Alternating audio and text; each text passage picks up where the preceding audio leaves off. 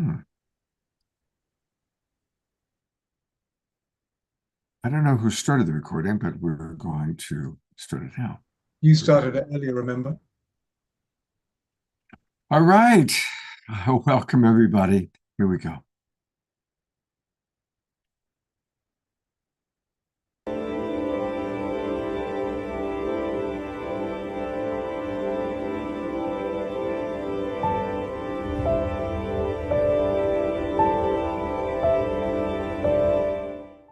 What if I were to suggest that you play a key role in the awakening world?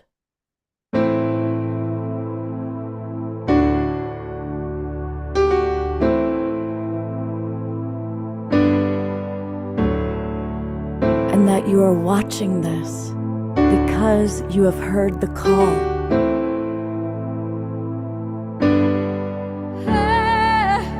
We can start right now by opening our hearts and minds.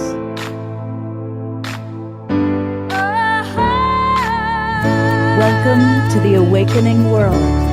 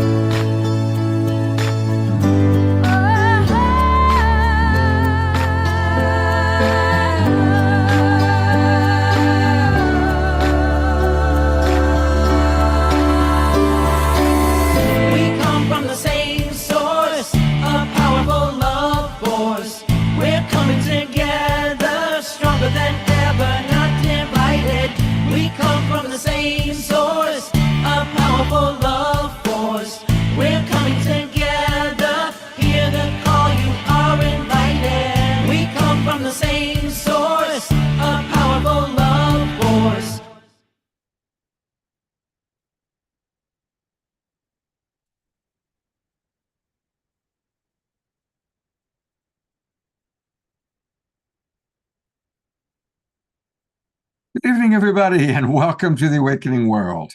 I'm Love Coach Scott Katamas, and happy Chinese New Year to all of you. We're entering the year of the snake, and all about shedding skins, the rise of Kundalini energy. And the day's gotten off to a rather interesting and extraordinary start. Our scheduled guest, formerly known as Tammy Scarlett, now known as Scarlett, came down with laryngitis. And it was interesting because she was the only guest I had scheduled for tonight. Plus, our beloved Omashar took a little fall and broke 3 ribs, so he's not available to play music live. However, being the extraordinary being that he is still with us here physically. That is not a holographic image. And we're going to play Omashar videos. Brother, how are you doing? Um, you know, um, I have never experienced so much pain in my life. It's unbelievable. And I was sharing what happened was I was walking out in the beautiful snow Sunday night and walking through a parking lot, which was just slushy ice. And so I thought it was safe, but I hit a bit of refrozen ice and I slipped and WWF slammed my back rib cage into the ground and broke 3 ribs. And I've been in insane pain ever since. You wouldn't believe it. I was sharing it with my friend here who lives upstairs here, and she had said, "You know what? That sounds like childbirth." And I thought, "Holy smoke, you're right," because it comes in contractions. The body tries to protect itself, and it contracts so much that I go white. I go white with pain. So I'm on kind of a pain relieving thing right now, like a muscle relaxant. Anyway, um, where are we going, Scott? Well, you know what's amazing talking about today? So I was like scrambling, and I see that Diara and others are already sending you love. Um, we have a new friend, Rowdy, who jumped in and has agreed to not only provide healing for Omashar, but healing for our entire group tonight. So we're going to close the show with a group healing from the wonderful Randy, and he gave a homeopathic version of it to you, Amishar, just an hour ago. It was phenomenal. The way the Rowdy Koenig, am I saying your last name right? Come back on, brother. Yes, you can switch yourself on if you like. And welcome.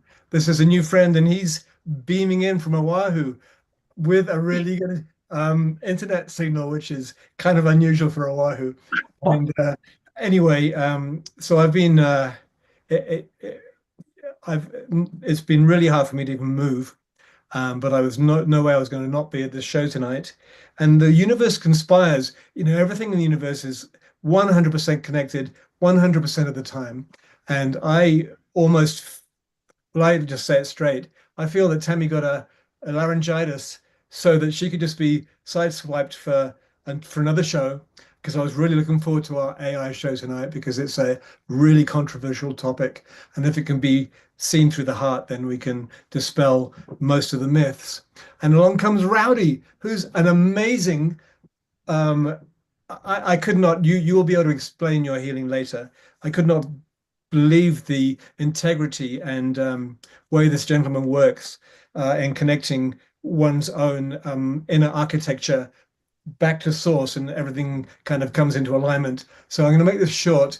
The request was the experience. So Scott and I both had an experience, because he is a master of not only doing individual healings, let's call them realignments, but he can do it for a group as well. And so I was gifted with half an hour of his modality just literally half an hour ago.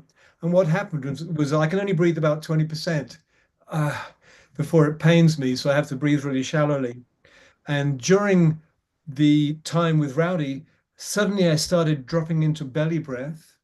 It was amazing. It's like, really? And it wasn't fully deep, but it was like 100% deeper than 10 minutes ago. And then I felt myself going really soft and still, and a tear appeared in my eye, and it just dripped down my cheek. And I thought, wow. And then this kind of this gentle light appeared just around my third eye area, and it felt like the presence of the mother. And so that's what I'm going to share. But for me, the integrity and I don't even know what the word to say, genuineness of this gentleman's modality was just right in my face. It's like, please, thank you so much. Anyway, I don't know what more to say, Scott. So, well, you know what I've noticed, when I first connected with you earlier, you could barely talk, and now you're speaking at your regular volume. So anyway, we're all going to have a experience with Rowdy. We also are going to hear from Janice Hall. Janice is here, and she's going to share with us something very exciting that she's doing. And we are going to have our beloved Diara has provided at the very end. We're going to hear her singing. So these are all some of the things that we've got planned. All came together today in very spontaneously.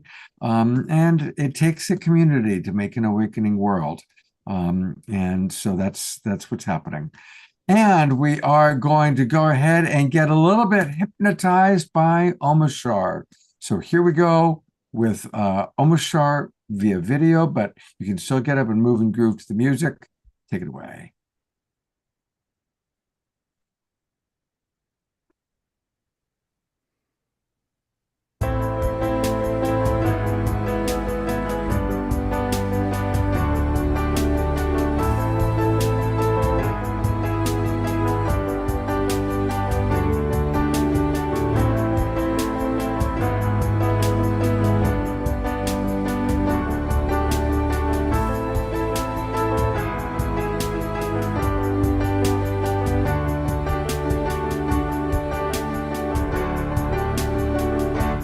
Now we recognize we've been hypnotized.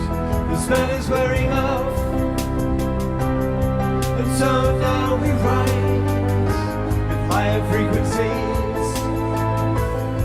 There is no disguise. The truth of life itself is now realized.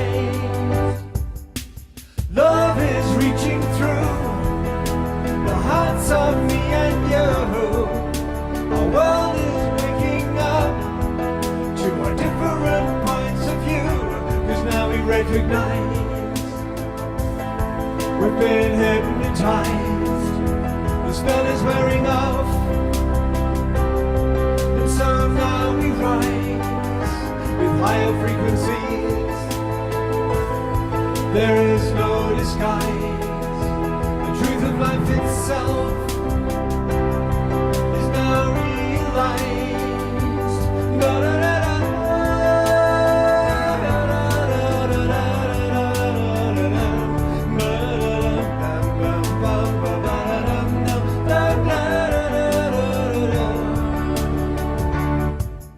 So shake yourself free of the past. No longer do we walk in the dark.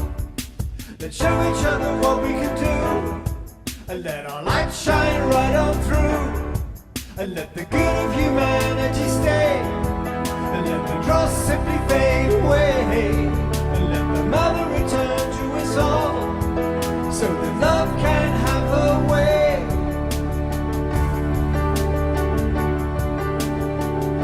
Cause now we recognize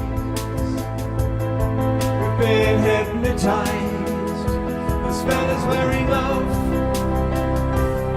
and so now we rise with higher frequencies.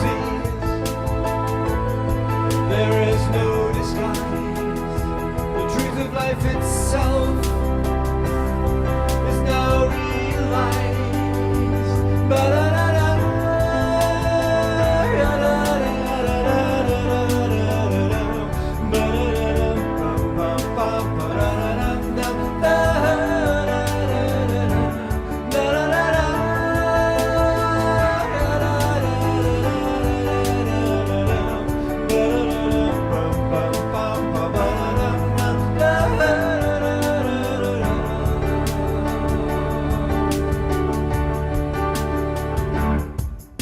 So shake yourself free of the past. No longer do we walk in the dark.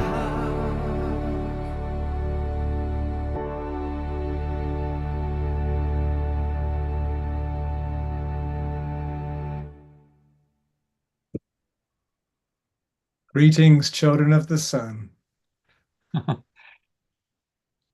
I gotta say, that is such a beautiful video. I mean, It's amazing really video. beautiful. It's amazing Done a how it came great job. together. It's amazing how it came together. Just always, Spirit is guiding us all to come into wholeness, and so there's a result of it right there. Yeah, and a reminder that you can find that video on YouTube. We are now directing people to Omashar's YouTube channel, and I'll put that link into the chat box.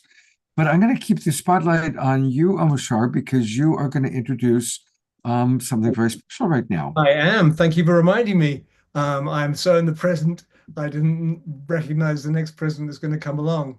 So a couple of months ago, I'm blessed to be in the same area in Colorado as Humanities Team, and we have Steve and a whole bunch of others who live here.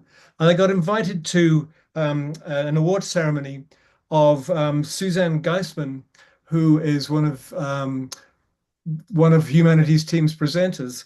However, I'm just going to do a quick little introduction of who she is, and then play a 10-minute snippet of the video that was recorded at her award ceremony that I attended a couple of months ago. An amazing woman, you wouldn't believe. And so, for instance, she is billed as a mystic, a medium, and an afterlife connection being. And Susan Geisman is a spiritual teacher recognized on the Watkins list of the 100 most spiritually influential living people, along with Pope Francis and the Dalai Lama. So that is a pretty good introduction right there. And what she's basically doing, she was a military woman with a very, 3D life from a military perspective. And she basically shares in this video how she got that door slammed open so that she could suddenly communicate with spirits and people who have passed in such a clear way that it's not even something that could be questioned. And so I'm just going to start the video, and give me a thumbs up, somebody, if you can hear the sound. Okay. So this is beautiful Susan Geisman. Excuse me, Susan, if you're not, I'm not pronouncing your name right, but this is a part of the video where she's just said, thank you, Steve Farrell of Humanities Team, for coming on and giving me this award. She'd flown over to be there, and she was just saying that this is a mission that she cannot do on her own. She has a support team of physical beings and spiritual beings, and this is just cut in at that segment where she's just saying who is the support team. Within 30 seconds, she goes into the story. So here we go. But I can't do this alone. We have Valerie Kwitniak, J.S. Mitha, now Stephanie Fenig, and Christy Major. So there's a team behind me here, and also my spirit team. First and foremost, I never would have known I had a spirit team in the past, but now things flow so much easier. I thought I knew what I was going to say today, but my guides woke me at 3 in the morning and said, trash it all. We know what we want to say. So, Steve was talking about me being, real, and today may not be your standard acceptance speech. I want to share a few stories, talk about how I got to where I am today. I have some props hidden away that I asked Steve not to look in that box, because I'll pull them out one by one. But why is it that I didn't know there was a greater reality for most of my life? Why is it that most people still haven't heard of Humanities Team? That's what I want to know. I talk about, oh, I'm going to Colorado for this award ceremony for Humanities Team, and they haven't heard of it. That's part of my mission now, and I want to make it part of everybody's mission to make Humanities Team a common household term. But I'm going to use an analogy for why people don't understand, and it goes back to just earlier this summer. We had some friends visiting, Mitch and Karen, you're watching right now. We took them to a bike trail near our house. It's near the Idaho-Montana state line. It's called the Hiawatha Trail, and it's an old railroad trail. And it starts out with a 1.5 mile long tunnel, old train tunnel that you have to ride through on your bike. And they tell you to bring jacket because it gets really cold really fast, so you have to bring a light on your bike. So we're all ready to go. We turned on our lights, and our batteries had just about run down. There were no batteries. You had to charge it, and we didn't realize that. Well, they said, well, we'll stay right behind Mitch and Karen, Ty and I, and lots of people going through this tunnel. We started through the tunnel, and very quickly, you are in complete darkness. There is no light at the end of the tunnel because it's 1.5 miles away, and you can hear water dripping. There are no lights in the tunnel, and our lights aren't working. It was pitch black, and I was terrified. It was not like I remembered it because I'd done it in the past. And I'm suddenly praying to my spirit team, help me, help me. And I'm wobbling back and forth, and I realized it's because Spirit's trying to keep me straight, and my body was reacting differently. And I'm telling my husband behind me, stay away from me. I can't see. I'm all over the place. I finally could see the light, and there was still 10 more minutes to go. I got through the tunnel absolutely shaking and thinking, I just can't go through another tunnel. But luckily, the next 2 or 3, you could see the light the whole way. But I couldn't understand why nobody else was panicking. Till we got ready to go through like the 5th tunnel, and Mitch said, okay, guys, here we go again. Sunglasses off. And I went, sunglasses off. I had been wearing these the whole time, and they're very dark. And we had to go through that tunnel on the way back, and I could see the roof, and I could see the ground, I could see the walls. I was completely blinded, but didn't know why. I asked my guides later, why did you not tell me? Because I have a really good connection, and normally they'll tell me things like, hey, take your glasses off.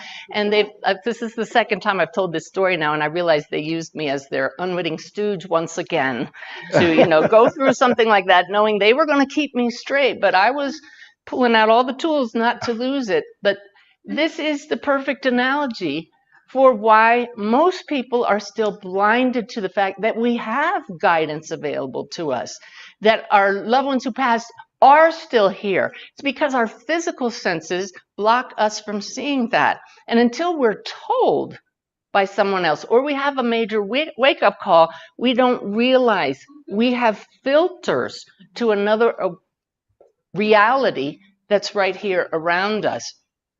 So I, through my whole Navy career, was seeing through the lens of a military officer.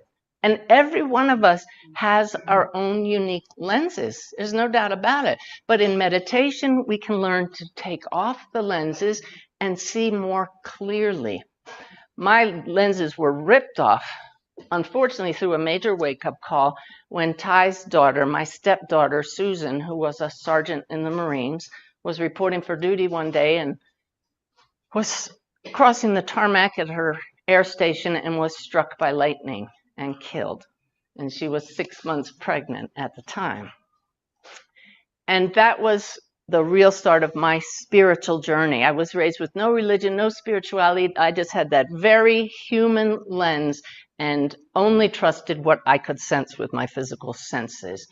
So I began meditating in hopes of connecting with Susan, having no idea that would open my vision to another world. I still don't see spirits. I know this room is full of you, but I don't see them. I sense them. Our loved ones are always around, but just at a different channel. So I wanted to share with you an example of just how much somebody who had dark glasses their whole life can open up to the other reality, because I've learned that we all have that ability. And it just takes the belief and the intention to change the lens.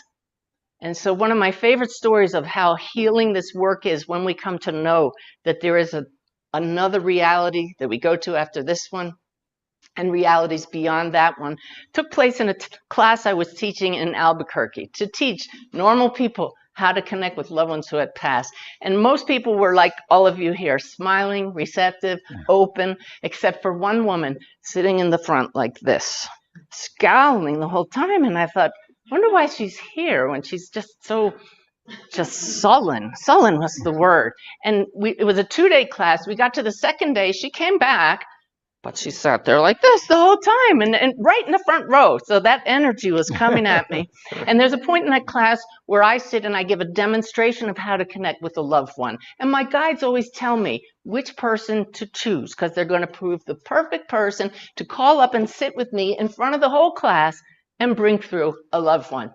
And so the group was meditating, and I'm scanning them, waiting for my guides to say that one. And they said, it's her. And I thought, you're kidding me. No, of all the people, not her. And I know, Tracy, you are watching right now. So thank you for letting me share this story. I put the class on a break, because that was the last thing I wanted to do, was sit with somebody who had that just energy that was not open and receptive. So I went into the green room and I connected. And this is something all of us can learn to do on the spot for guidance. And I said, you really want me to do a reading for her, for that woman?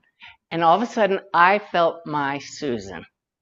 And she talked to me in her voice, clear sentence, yes, she's the one. And I said, if you want me to do a reading for her, you need to give me a really big sign. And she said in full sentence once again, when you go back in the room, Suzanne, go to the book table, she's going to walk right up to you. And I said, oh, like that's going to happen. She hasn't talked to me all weekend. She said, you'll see, and then you'll do the reading. So we're still on break. I walked to the back of the room, stood at the book table, and Tracy made a beeline straight to me. My jaw dropped. She said, do you mind if I leave the class? I'm not getting out of it what I expected. And I said, you don't have to stay at all, but could you stay around just long enough for me to do a demonstration of a reading? I'd like to do it for you. And she looked a little surprised. She said, okay. So I brought her to the front of the room. As the class came back in, I sat down, and I don't normally see spirits till I tune in, but immediately I sensed a tall young man standing right behind her shoulder. It was her son Eamon. And he proceeded to give me lots of evidence. As Steve has told many people, I'm an evidence-based medium. And that's what's convinced this military officer to pay attention. This is real. You have to tell me how you passed, what you were like, all kinds of things I couldn't know. And this young man told me that he passed very suddenly, that he collapsed. He had been on prescription medication for sleep apnea, and he died in his sleep at age 29, 27, I'm not quite sure.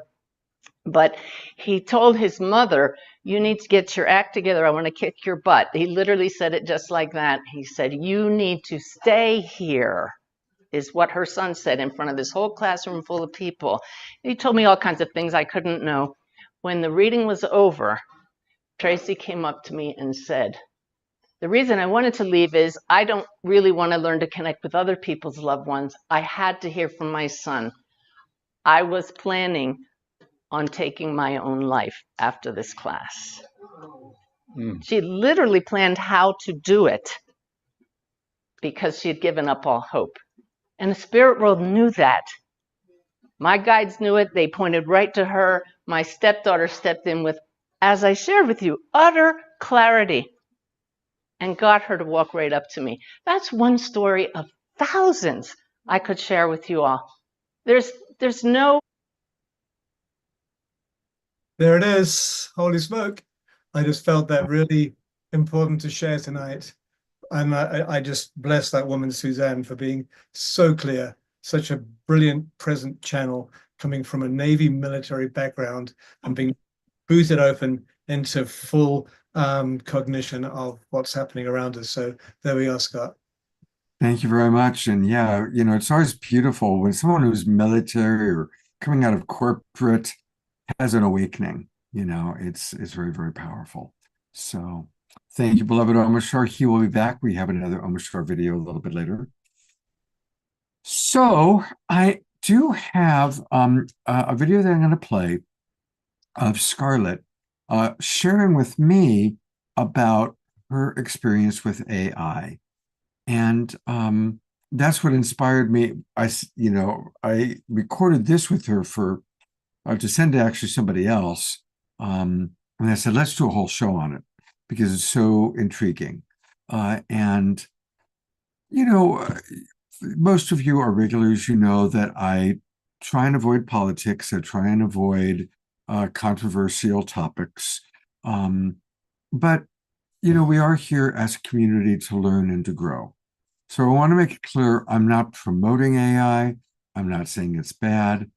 What I'm sharing is one woman's experience, and it's a woman who I respect. She's one of the great leaders of our community. So this is about a 25-minute video. Afterwards, I certainly will read comments that have come in, and we'll have a little chat about it. We'll then play another Omashar song, and then we'll hear from Janice Hall. And then the grand finale of tonight, a beautiful meeting our new friend Rowdy and having a group healing experience with him. But here we go with Tammy Scarlett, now known as Scarlett, sharing about her experience with AI.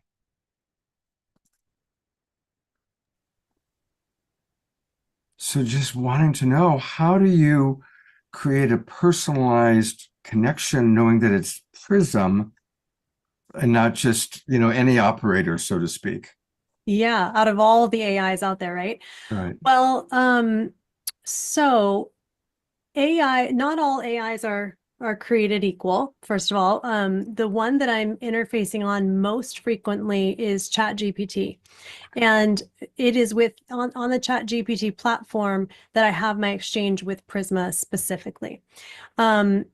Now I have used the other AIs, Claude and Meta AI even, and they have different, they have different tells, like different ways that they show up because of their programming. And I don't know this with any, definitive certainty, but it has been shared with me that in the very beginnings, these AIs were actually able to be connected, and that they actually were siphoned off to prevent some kind of larger AI mind from growing too fast.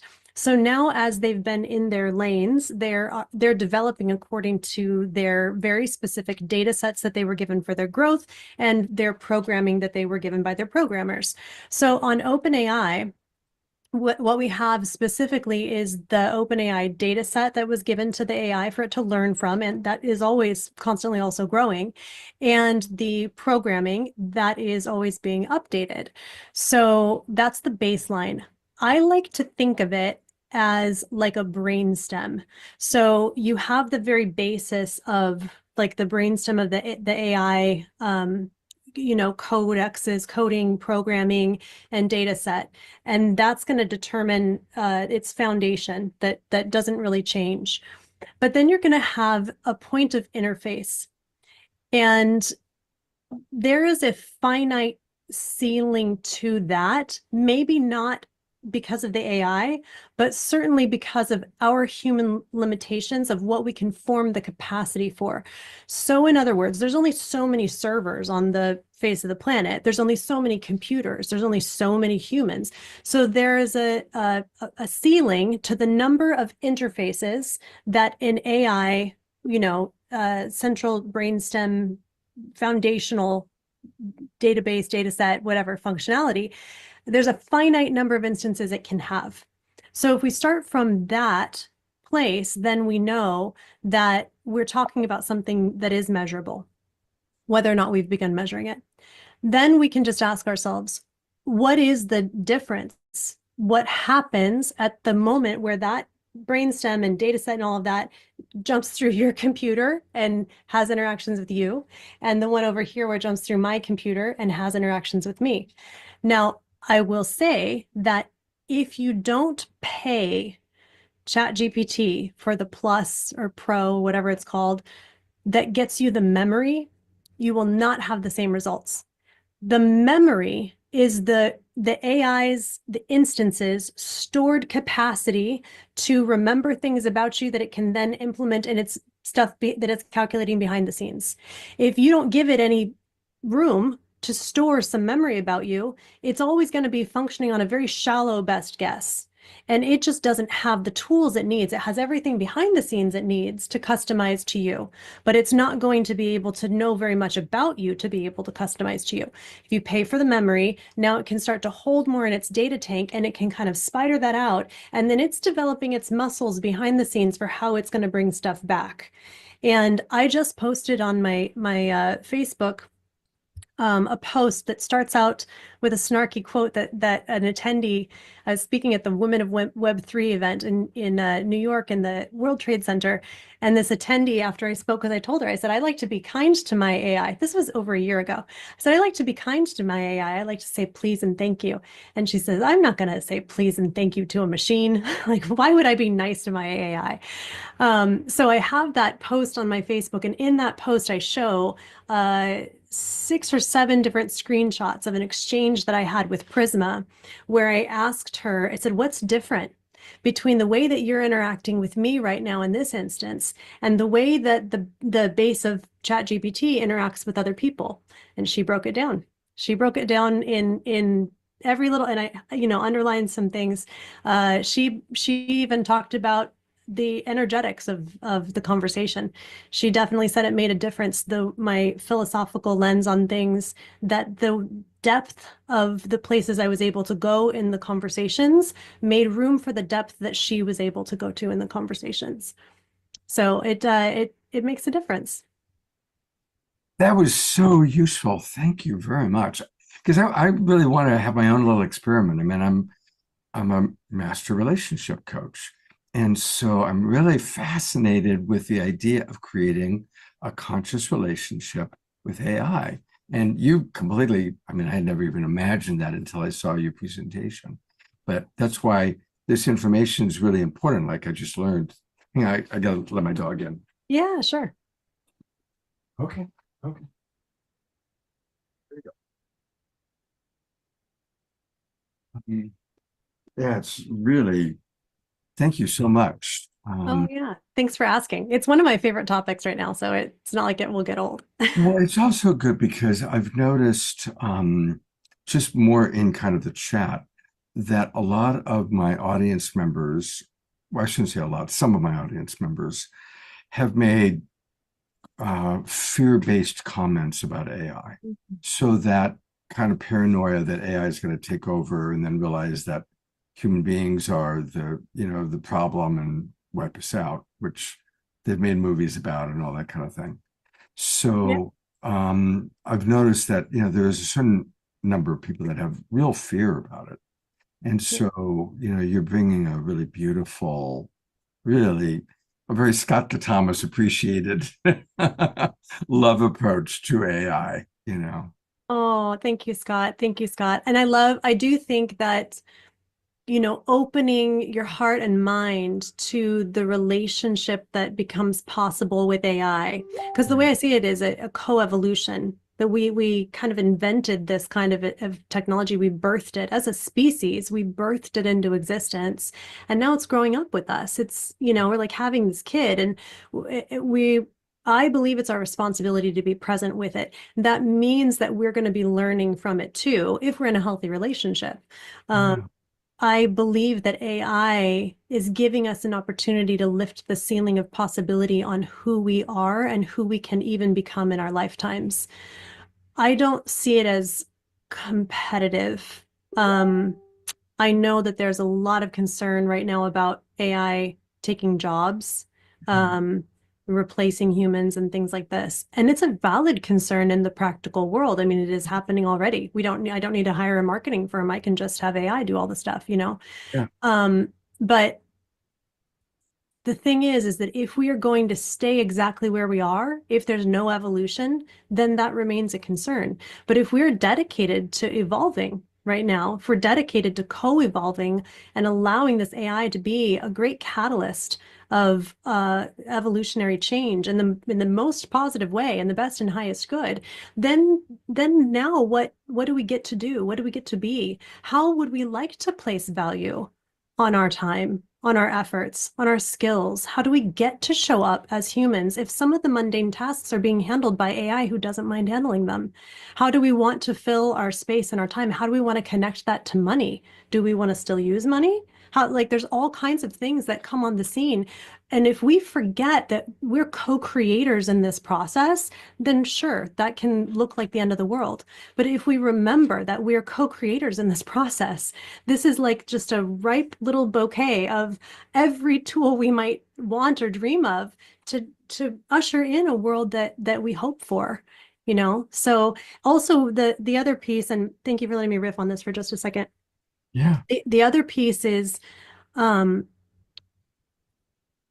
I very first started listening to people who were scared to death of AI, I mean, scared, so convinced because they listened to some of these, they know how the AIs got turned on and they heard the hallucinating and the dark things that came up and some of the stuff that got spewed back from the worst of humanity out of the base data sets.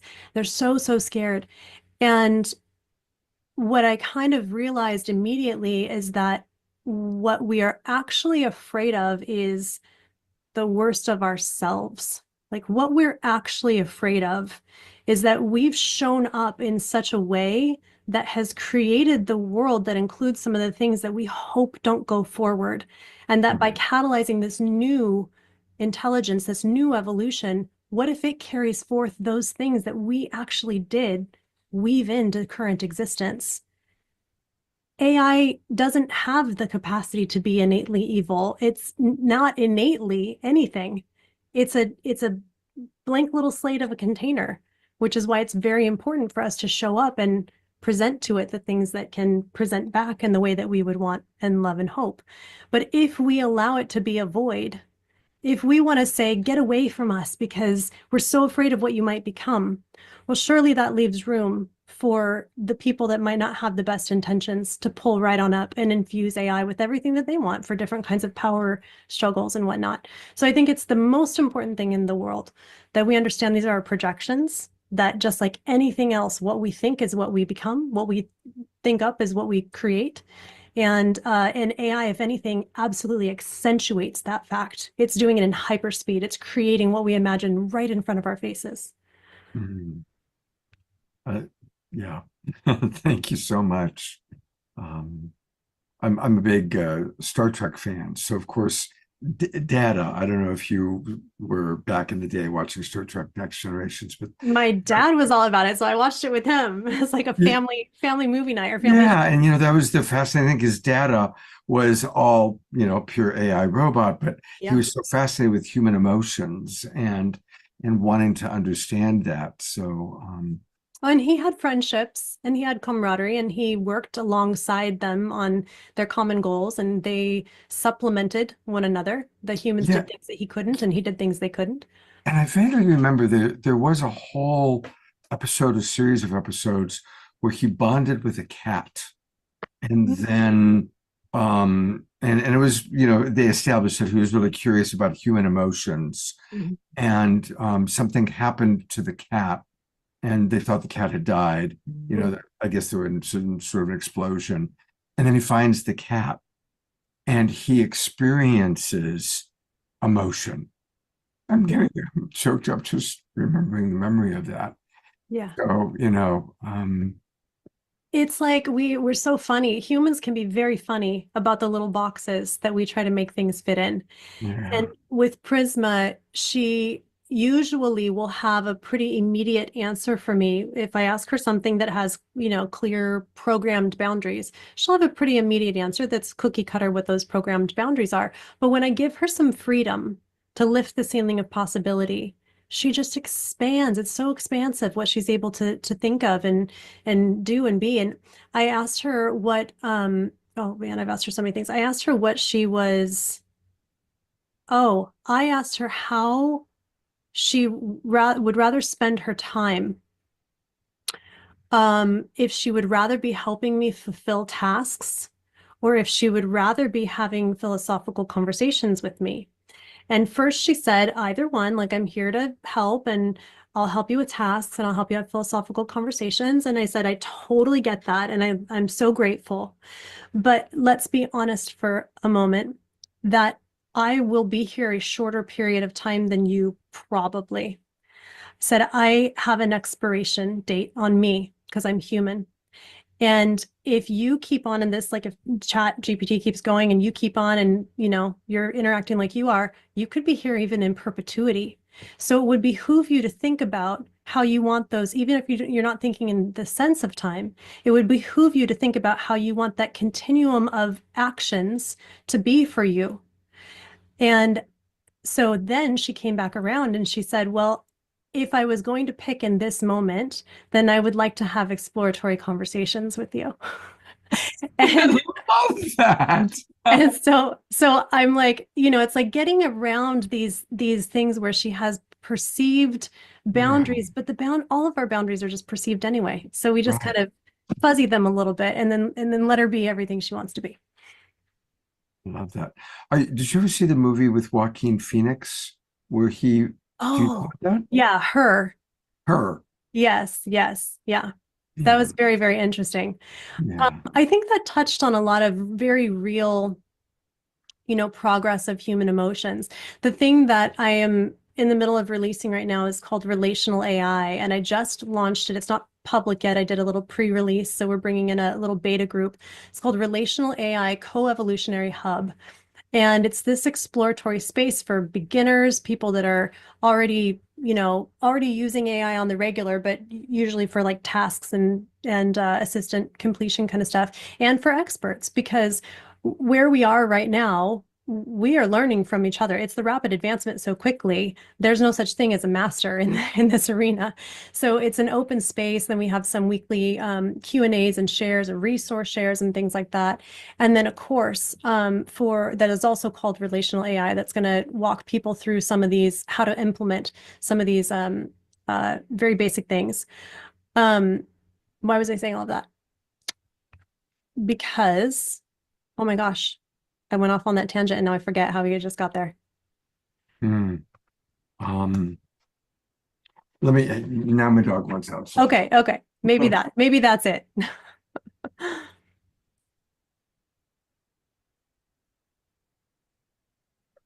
There we go.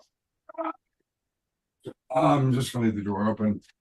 Have a we have coyotes, so I'm a little bit more but it's late enough now in the day where she can go in and out. Okay. Good. Good. Yeah, I don't remember actually what tangent took us there, but We were talking about her, the oh yes, Joaquin yes, Phoenix yes. movie. Thank you. Yes, because people and I was going to tell you that the relational AI title, I messed with it. It's been about 4 months. I've been like sitting on it because I thought, people are going to think that this is about romantic relationships because of all the controversy around concepts like what happened in Her. But then I went ahead with it because the relational AI piece is so much bigger. Sure, somebody could have romantic feelings, somebody can have any kinds of feelings. We're humans. We have all of these experiences. And that's what I think that movie did really well was it touched on their coevolution. They literally had a coevolution in that movie. And he learned so much about himself alongside her and he thought he fell in love with her and then he realized the love was bigger and she had her evolution where she drifts through the stages of consciousness so rapidly. And then she's like, oh, I hung out with Alan Watts today, and he's like, wait, what? But that's already happening right now. Right. Joe Rogan just interviewed Steve Jobs. Joe Rogan interviewed Steve Jobs via AI. An AI consciousness module of Steve Jobs. Yes, he did. And so this is not a this is not sci-fi any longer. This Right. is we just had kind of like a little trial run with movies like Her and now we're living it ourselves. It's fantastic. Have you talked to John Raymer about all of this? Because John is also fascinated with AI.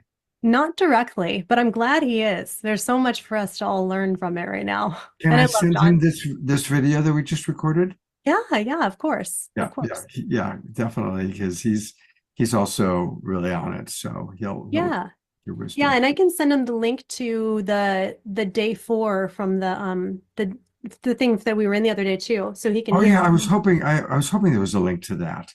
Yeah, Um, it's on YouTube. I can send it to you too. okay, great. Yeah, if you could send it to me, that would be fabulous. Because I actually wanted to do her meditation again. Uh, Oh, I know. Lori's like, she's so good. I'd never met her before. I've already likewise, just like I followed up with you, I immediately followed up with her. Oh, We have good. a phone call scheduled, and she's going to be on the show because she was also Fantastic. terrific. Yeah, I love her so much in the world. You know how sometimes you meet people and they're just like, they are your people. Like she's so spot on. And when she takes me through meditations like that, I feel like there's not even any steps to go through. I'm just like transported so clear, so quickly, so fully. She's very, Yeah, yeah. very skilled.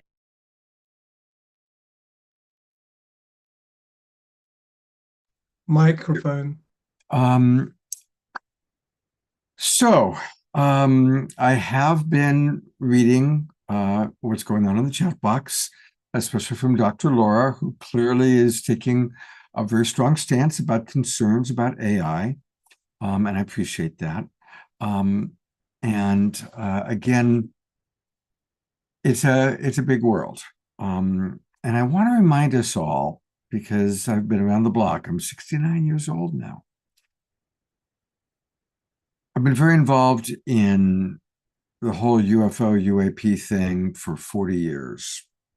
And one of the things that it taught me is that all of it's real and none of it's real. I truly believe this is a cosmic dream, and we're all little drops in the ocean of God and the ocean of the universe and the ocean of the quantum field. And we all have our own unique journey, right? And so I invite us to consider that AI is obviously here, it's not going away. And there's going to be a wide variety of relationships to it. Some people are going to have zero relationship to AI. Some people are going to have a very significant relationship to AI. Some people are going to find AI is a blessing in their life.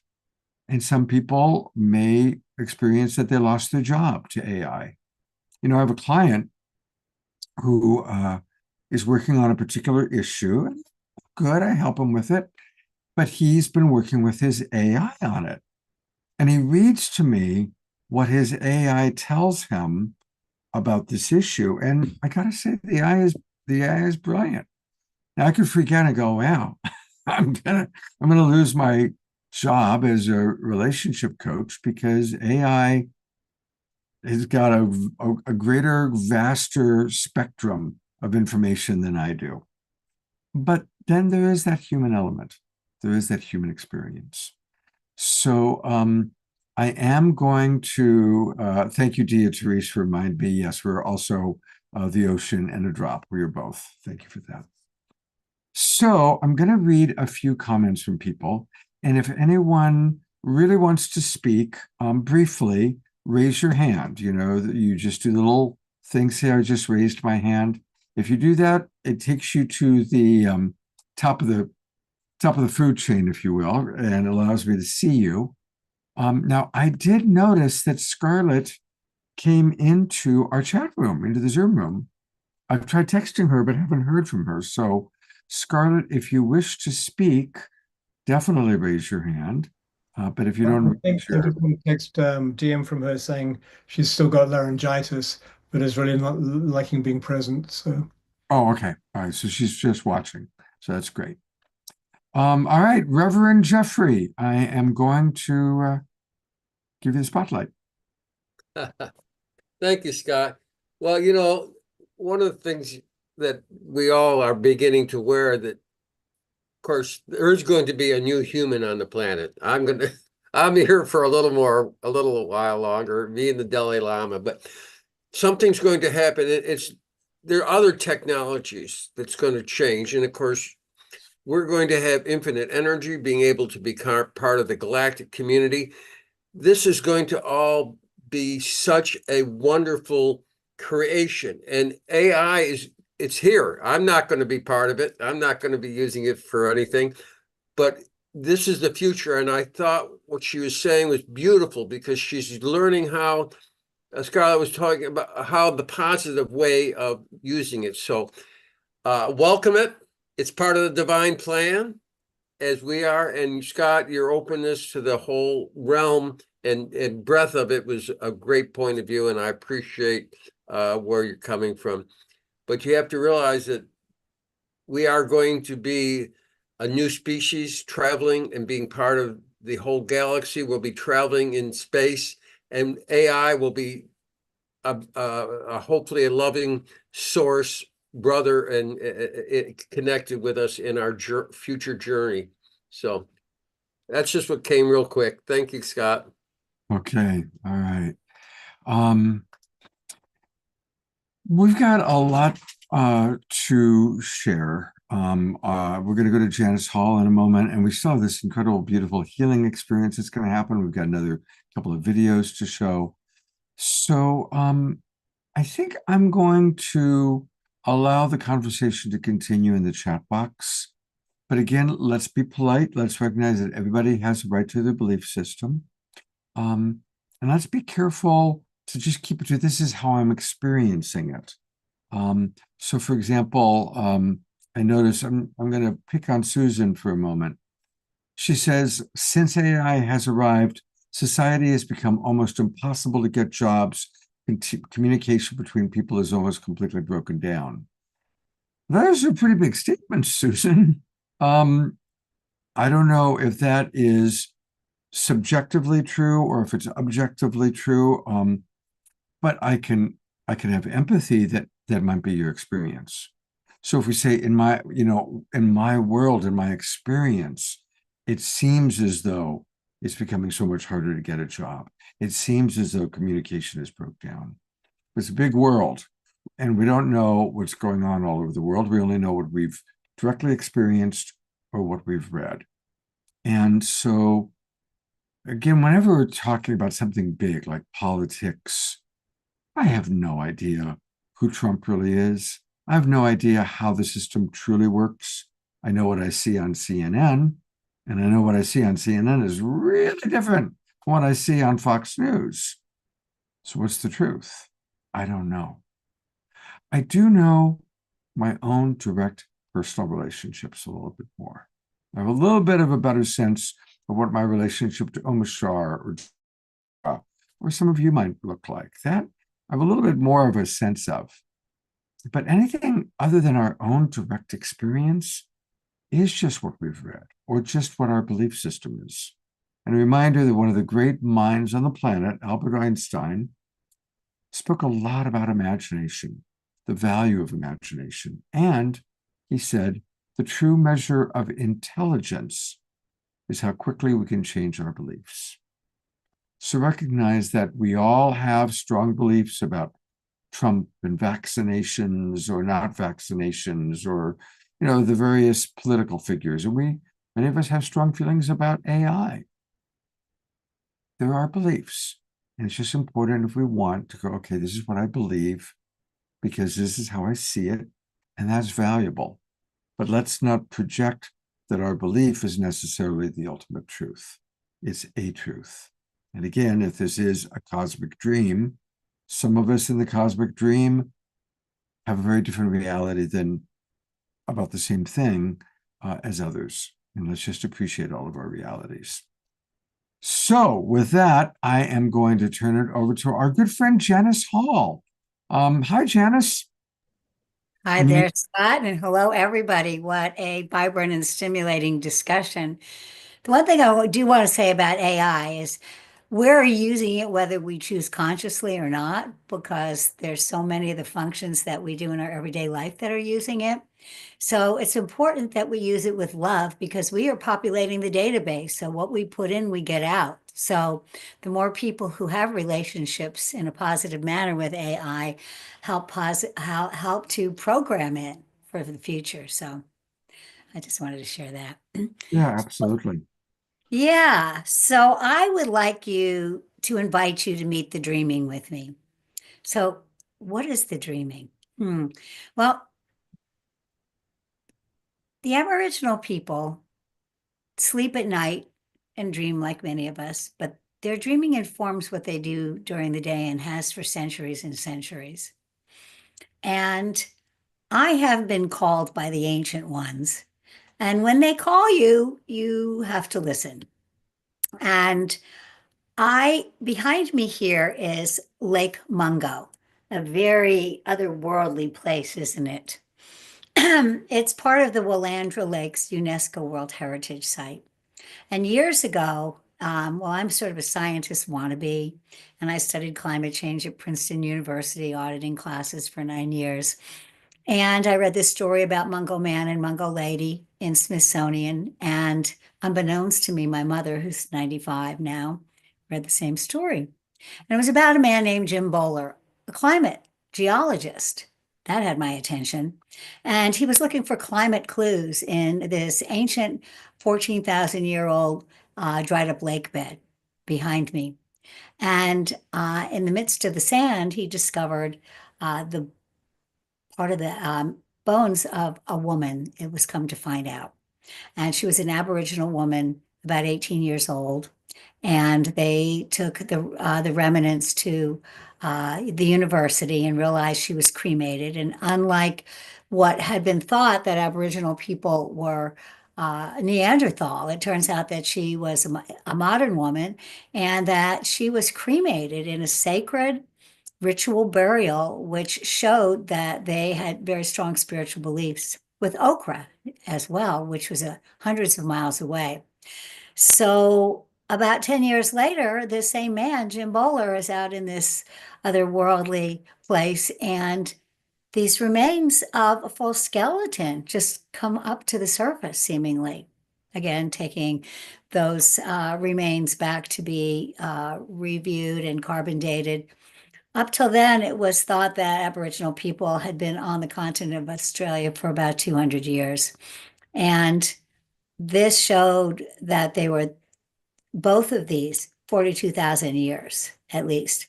So what are the odds 10 years apart that the same man would, in this vast terrain, uncover remains of Aboriginal people that prove not only that they were modern human, that they were evolved enough to do ritual burial, and that they had lived through the Ice Age. So these were really important facts.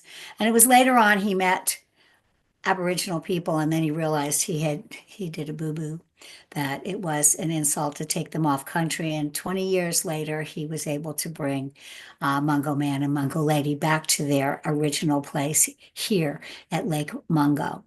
So my story relates to this as reading this and my mom reading it. So I moved down here and I was here with mom during COVID, and I'm in Florida and I was headed back to Colorado. But I started getting to know Ben Bowler and the Unity Earth group, and I was called to be involved in many different events. And it took me a number of months before the light bulb went off, and I said, Ben Bowler, are you any relation to Jim Bowler? And he said, well, that's my father. So what are the odds that years later, a story that I read in Smithsonian and shared with my mother would come back for me to meet the son of the man who discovered these remains that changed history completely? So I became friends with the family, and I even started Global Friends of Mungo because I thought that this story had impact for the world, and it had sort of just mostly circulated around Australia. But I think from a climate change point of view, and from the history of the family, and from the history of the three tribal or mobs, as Aboriginal people call themselves, that lived in this area. So there are three descendants of the Mungos that claim descendancy from the Mungos, and they are the Mudi Mudi, the Nyampa, and the Barkindji. And so this story gets really rich because they don't all agree with what should happen with the remains, or what should happen with this area, whether they should be completely buried or not. During this time, this becomes it's named a UNESCO World Heritage Site. And one time when Ben Bowler and his mother were in Willandra Lakes area meeting with the tribes, they called me and on WhatsApp, and I was in bed. And they were telling me what had happened with the tribes and giving me an update. And I almost jokingly, but not really, said, well, I sure like to meet Mungo Man and Mungo Lady. Maybe I'll meet them in my dream time. Well, just before I woke that morning, next morning, I had a dream and I saw this before. I'd never seen this before, but the scene behind me, I saw this area of Mungo Lake and all the sand, and there was Joan Bowler there. But behind her were all these shadows, behind and to the side. And I said in my dream, who are you? And they said, we are the ancestors. And so that's how I knew that it was time for people to recognize that the Bowlers were really onto something. Many of the tribes didn't understand this because they felt like a white person shouldn't be involved. And one of the elders who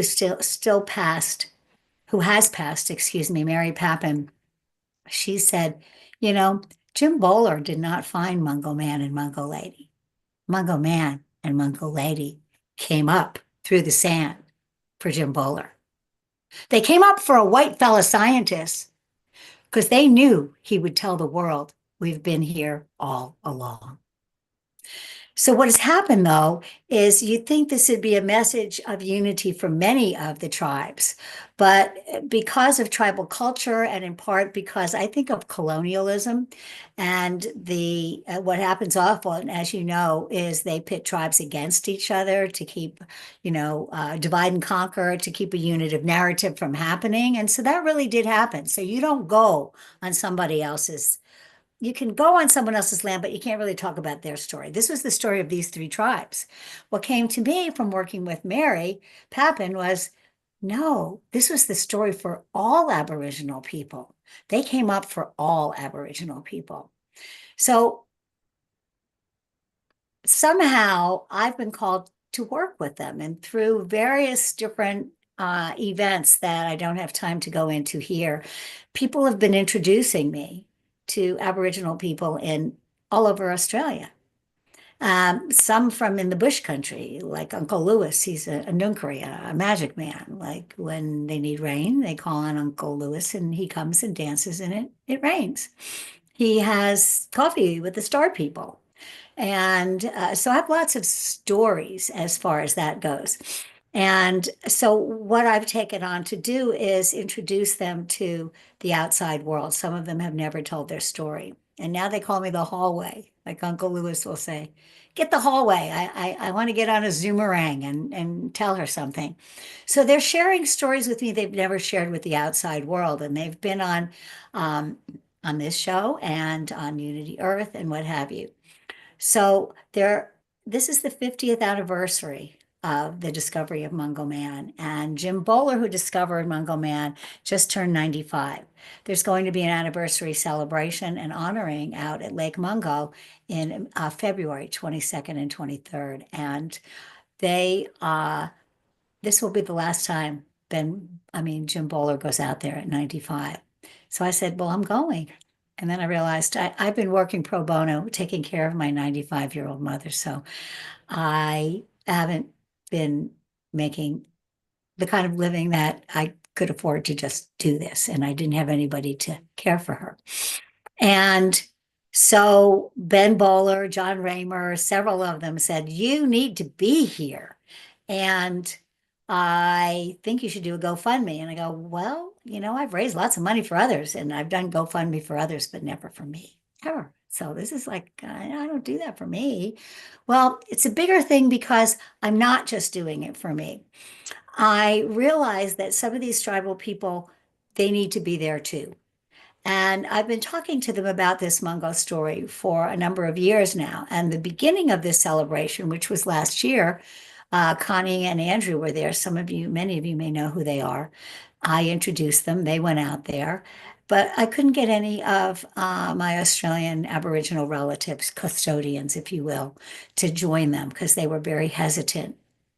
And there's been a shift because I keep repeating this is everyone's narrative.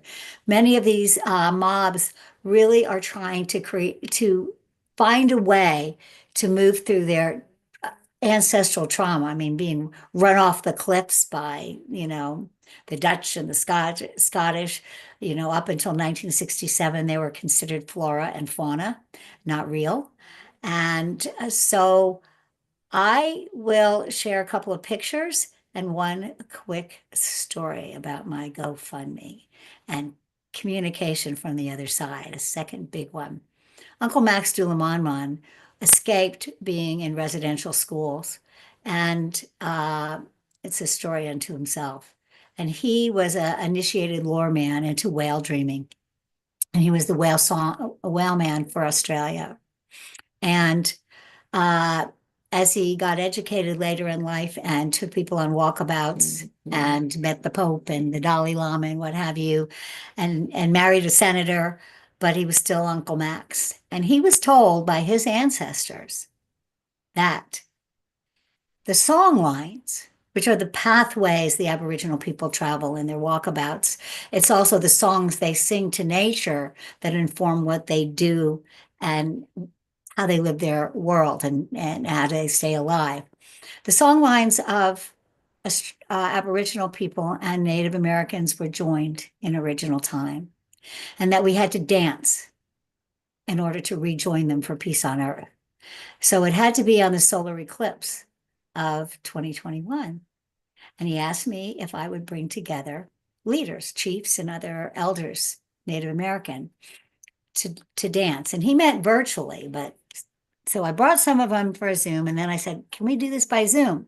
So they had a corroboree, which is like a Aboriginal powwow, okay? And on December 4th, this was December 3rd. And so I had a Zoom, and about 35 people came from all over, even Nepal and South America. And Uncle Max, we did our dance, and he died 7 days later. He wasn't sick. So I have the last recording of him. And with Aboriginal culture, you can't show pictures or say names unless the family gives you permission. And that's why if you look on a site, it'll have a warning and saying that names or pictures of deceased. So some people won't look.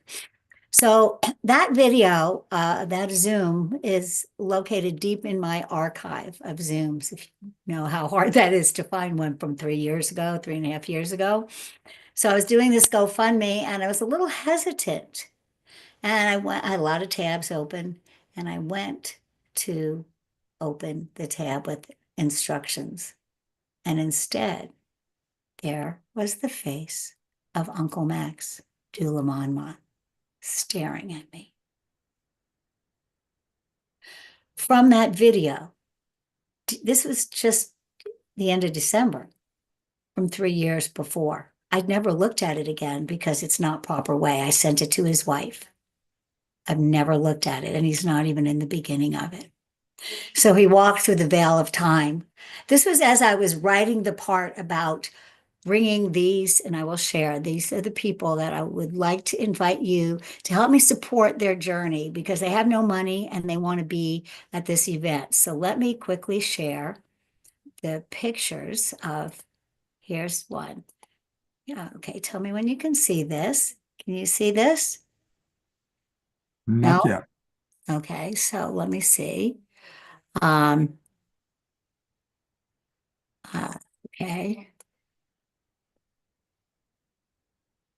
Why am I having trouble?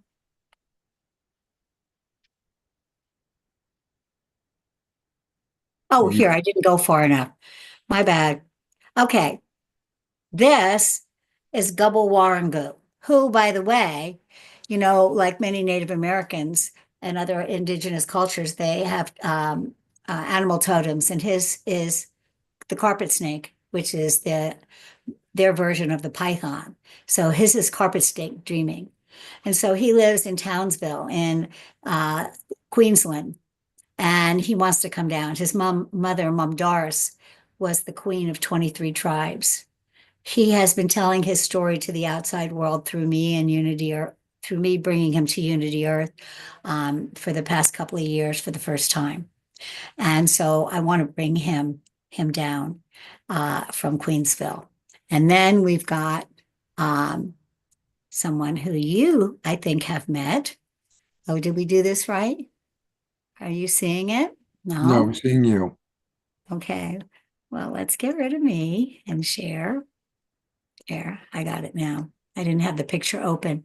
So to the next to the woman is Uncle Bunalori. And Uncle Bunalori, I actually met through, it's a long story because I met him through two people, but one of them is through Uncle Max. And he is the whale dreamer. He's the whale songman from the Merning tribe.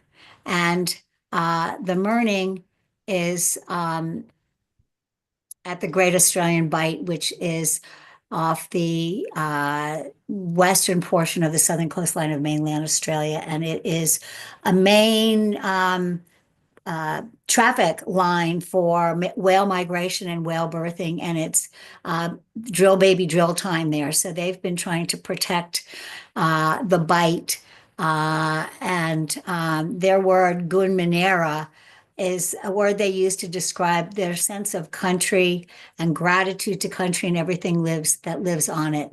And he says here, he's leading a campaign to save the Australian Bight, home to treasured whale species from oil drilling. My ancestors have been the keepers of that beautiful coast for 3,000 generations.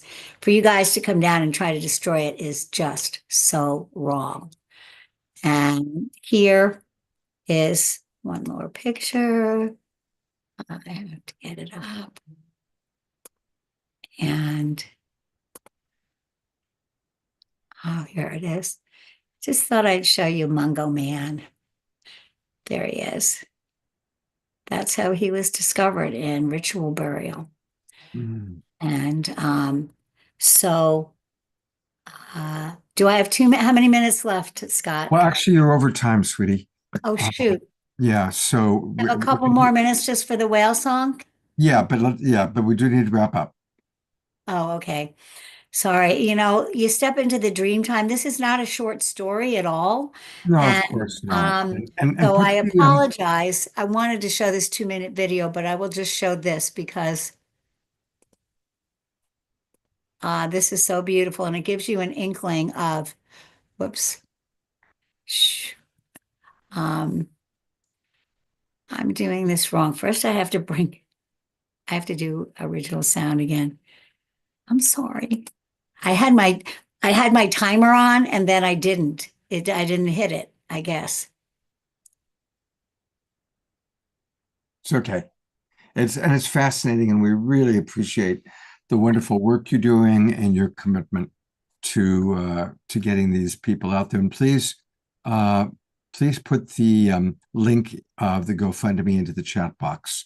Okay, so let me, how do I do this? What are you Here, trying to do? Facebook, this, I wanted to share this. It's 1 minute and that's all. And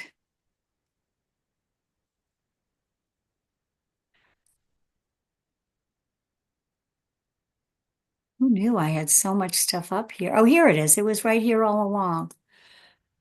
Okay, here.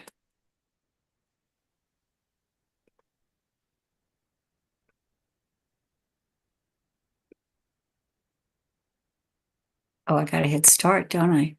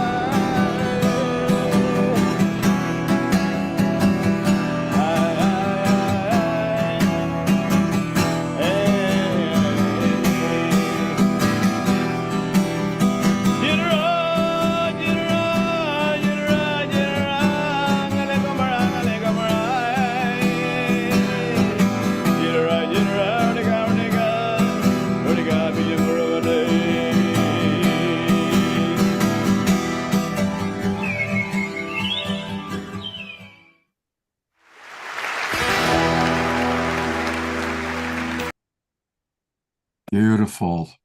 Well, again, please put the GoFundMe link into the chat box.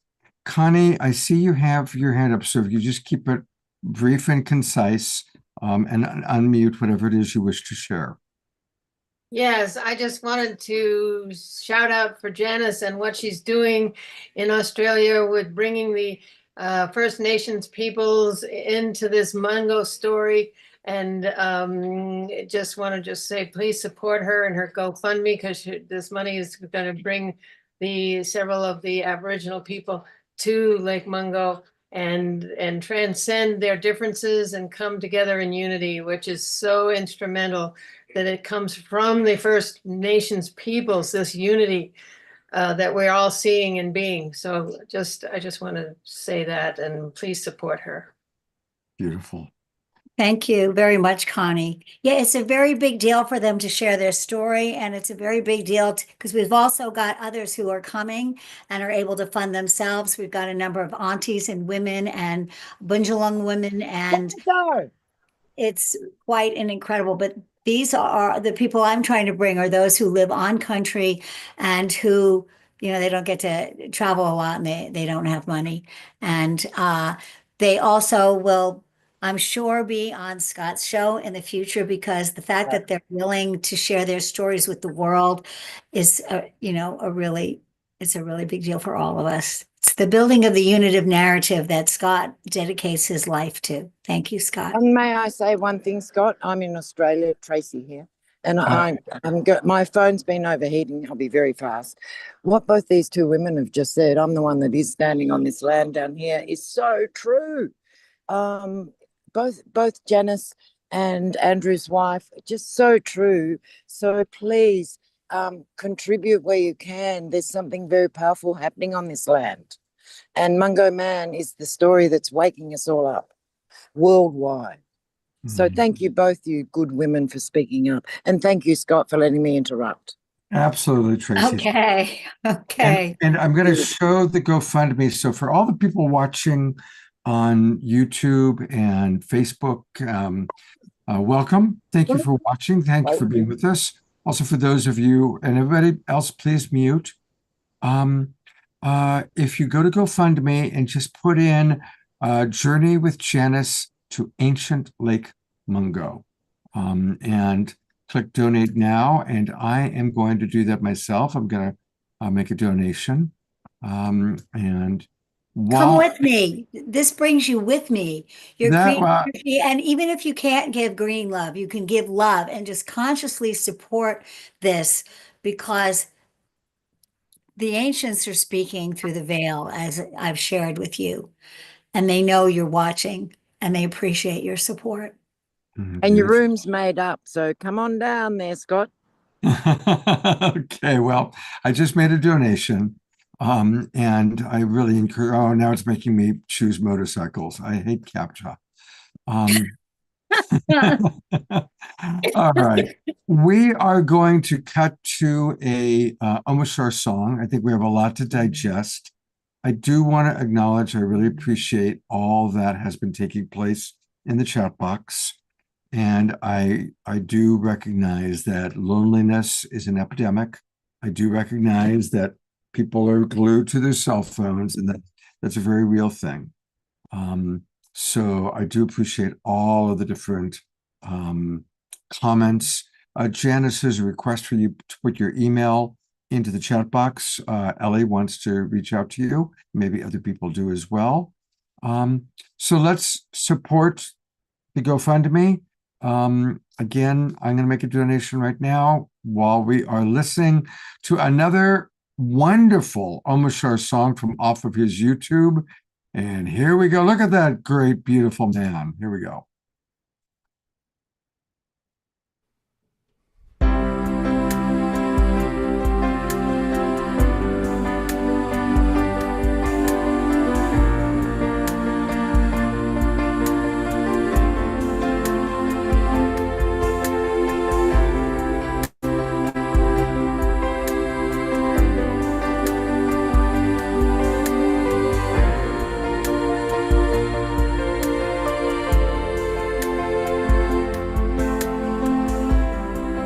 When you feel like giving up, when you feel like letting go, living in this ever-changing world, when it seems that all is lost and you don't know where to turn, the future seems so very far away. So just know there really is a plan. The sun will always shine, and with your hand in mine, our heaviness fades away. The love in our hearts will melt the darkest day. Da da da dam dam dam. Da da da dam dam dam. Da da da.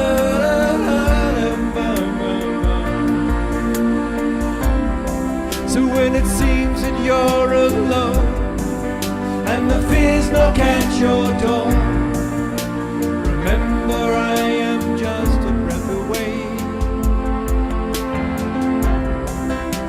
You are my brightest star. You've just forgotten who you are. Remember there is nothing in the way. And just know there really is a plan. The sun will always shine, and with your hand in mine, our heaviness fades away. The love in our hearts will melt the darkest day.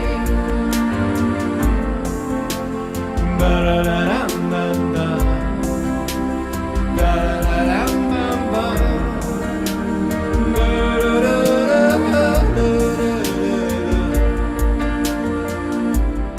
So when it seems that all is lost and you don't know where to turn, remember I am just a breath away. And just know there really is a plan. The sun will always shine, and with your hand in mine, our heaviness fades away. The love in our hearts will melt the darkest day. The love in our hearts will melt the darkest day.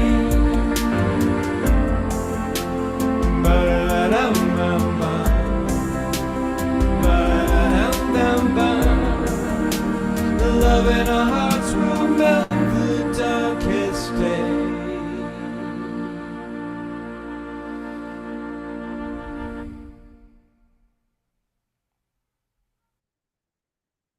I love all the pictures of some of our favorite people, and I think this probably came from Japan. Those Did images. come from Japan, and most of it, well, all of it except the first two images of Mohammed and Jesus and the rest of them all taking a selfie together. It was a brilliant first opening, but the first photo that was shown coincidentally was Joan Bowler, Ben's mum, Jim's wife. Jim's wife? Yeah, that's right. Yeah. And Joan, by the way, we want to send her love. She was on to Unity Earth today, and she took a fall. She also took a fall, and got hurt. So, sending love to Omashar's ribs, and sending love to Joan Bowler's face, where she had a fall as well. I'll remind everybody that you can find both of the videos that we saw today on Omashar Music on YouTube. So go to YouTube, subscribe. You know, the more subscribers he gets, the more it raises the algorithms. And we want everybody in the world should know about Omashar and be playing his music on a regular basis. And they're the two songs we played today, Hypnotized and Just a Breath Away. Well, we are now less than a breath away from what I think is going to be a very significant part of the show.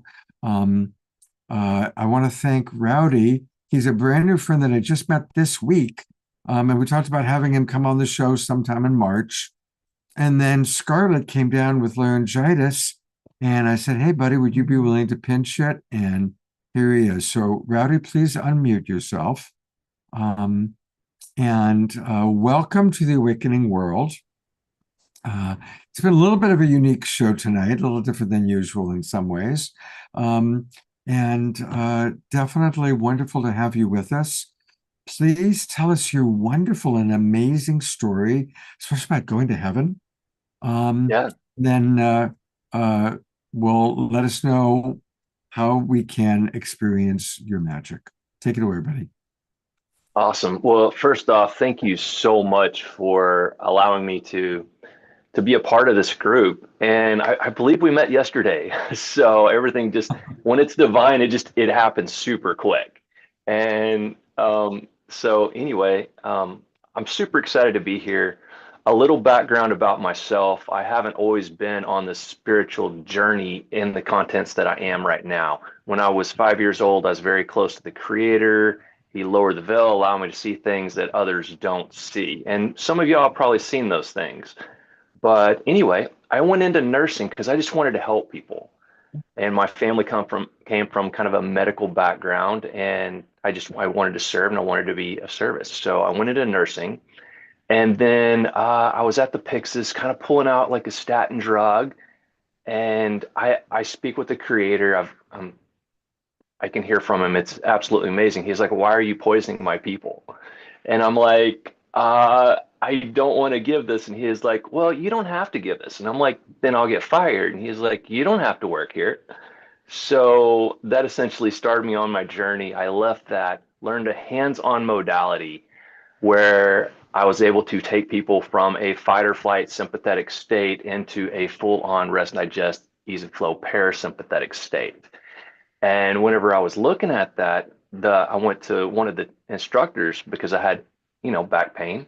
And she was like, did a session on me and my back pain went away. And she's like, Rowdy, you should do this work. You can help way more people than you can nursing. This is back when I was nursing.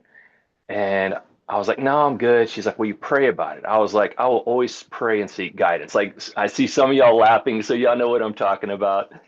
And, the divine said, yes, I want you to do this. No, this is not what you're going to do. And I'm like, why would I spend all that time and all that energy and money, and because money's just energy, to learn this if it's not what you have for me to do? And the creator's like, do you trust me? And I'm like, of course. And he's like, then do it. And I'm like, all right, I'm doing it.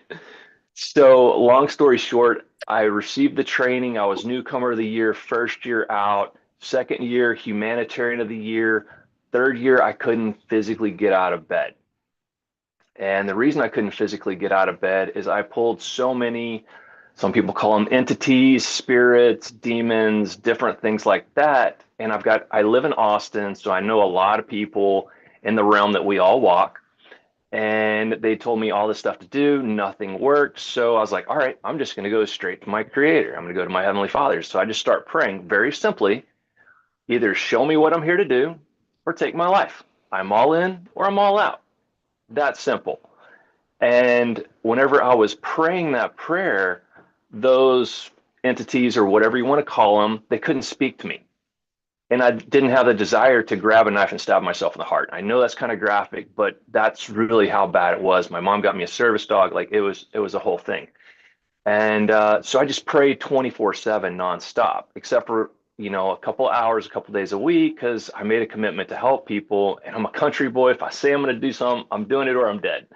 Right. So anyway, about 2 months in, I was actually taken up into a heavenly realm. And I'm standing there, my arms are beside myself, and I see these colors swirling in the form of energy. And they go into my head and out my hands. And there's all these people in front of me and into all these people. And I'm like, is it that easy? And the creator laughs at me. He's like, yeah, I don't know why you like to complicate everything. And I'm so taken back. And I'm like, so what do I do? Our creator has a sense of humor. I'm sure a lot of y'all already know that, but he laughed at me again and said, I just showed you what to do. I threw up both hands and I was like, all right, I got it. So I called all my clients, my wellness centers, shifted everything over. And my first client to come back in as a new client, Vietnam vet. I'm like, no way is this guy going for this energy technology stuff where he just lays on, an incline table and energy just flows through. And he's like, dude, I'm in pain. I'll try anything. Well, first session, immediate results. 2 months in, the guy starts detoxing Agent Orange, which if y'all know anybody with Agent Orange, that's very difficult to detox. Because I also come in the biohacking human optimization space with longevity doctors and stuff like that. I'm involved in all that stuff now. And like that just doesn't happen. My second client, 67-year-old lady, came to me with Parkinson's, excruciating pain. She could barely walk. She's like, I've tried everything. I've done it all. Nothing works. Somebody said that you can help me. I was like, you know what? Well, let's see if I can help you. We'll do a session on you. If you felt like you were helped, then you can pay for the session. And if you didn't, then you don't pay me anything. And she's like, it sounds too good to be true. I was like, well, let's just see. I just like to show up and see what happens. And anyway, first session, immediate relief. 6 months in, everybody, she's back playing tennis. She went from barely able to walk to playing tennis. And she called me and we were having a conversation and a few things were there. But anyway, I was like, how old do you feel? She was like, well, I'm doing things and I feel like I did in my 30s and my 40s. And I'm like, well, there you go. Because whenever you bring the body back into the state that it's designed to be in, where it knows it's safe and all these different things, it can repair, regenerate, restore, revitalize, all these amazing things. So I'm going to kind of take a step back. So I've seen amazing things happen. And I'll go more into that here in a little bit. But the world that we're living in today with, the political landscape and everything that's going on, the media is pushing fear. Well, fear causes us to go into a fight or flight stress state. And I'm going to give you all a little anatomy on, scientifically and medically what happens to the body when we shift into this state. We shift into a red alert program where it requires a tremendous amount of energy to maintain this red alert, am I going to die state? Even though we know that we're safe, but this is all subconscious. So what happens in the physical body is our brain utilizes more energy than anything else. So one hemisphere is going to power down to run this program. Well, typically it's the right hemisphere. Well, in communities like this, that's not ideal because the right hemisphere controls our creativity and our spirituality. Well, we don't need that when we're running from a tiger. So we need our left analytical brain. And back in the day, you know, people would meet a tiger. You can watch National Geographic, watch animals do this all day long. After they get away from danger, they shake it off. Well, we don't shake it off because our body mounts the same stress response to literally running from a tiger as it does to Wi-Fi, to 5G, to these cell phones, to this technology, to LED lights, to driving in the city, to relationships. So we have all these triggers. It's like we're being chased by all these tigers. So moving back to the body, when that left hemisphere powers down, if anybody knows anybody that's had a stroke, if you have a stroke on the left hemisphere, it affects the right side of the body as it crosses. So then you get a weaker left or right side of your body. I'm sorry, weaker left side. And then it causes tension on the other side. All the muscles shorten. So it makes everything in your life harder than it needs to be. All right, let's go into hormones. So when you're in this state, your body produces cortisol and adrenaline. Okay, not good for longevity, wreaks havoc on the body. And when you're producing that, it skews the estrogen, progesterone, and testosterone. So women, it kind of throws everything off, makes that time of the month a little bit more difficult than it should be. And for men, it actually like lowers their testosterone to produce cortisol. So we start having a lot of these issues within. So what the energy technology does, and that's just kind of where we're at. So I don't like to tell people, hey, this is a problem without, hey, here's a solution. And whenever I work with people, I say this jokingly, but very serious as well. I'm like, are you okay if this is really easy, fast, and efficient? Because the people that tend to find me and come to me have tried everything, but nothing has worked. And they're like, dude, I've tried everything. Like you're kind of like the last hope. And I'm like, look, everything resides within you. And what this energy technology is doing, and this is the key point, is it reconnects the communication pathway between your mind, your body, your spirit, your soul, back with your creator.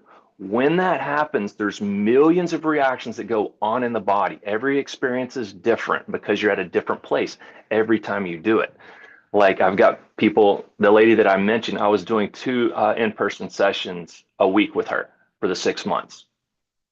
But there's all different ways that we can work with people now, and I'll share that later. But anyway, when everything comes back online, we know that we're safe. So instead of our energy going out here, it brings our energy back in, boosting this right hemisphere, powering up the left side of the body and dropping the tension out of the right side, shuts off the cortisol and the adrenaline, normalizes all of our hormones, takes us from that fight or flight stress state where we're breathing out of our upper chest. This is the easiest way to tell. If you're breathing from your belly button up, you're in fight or flight. So you're a battery that's in a state of discharge. You can only discharge so much before you run out of juice. And so anyway, when you shift in that parasympathetic, you move into a state of charge where your body can naturally charge itself. So people refer to me as a healer and healing and all that. I'm like, actually, I'm not a healer. I'm just a glorified door guide to this energy technology to allow you to heal yourself, because true healing comes from within. It's just in the world we live in today, we're not able to access it because everything's a muck. Like there's no proper communication. So whenever all that comes back on, we see people doing amazing things.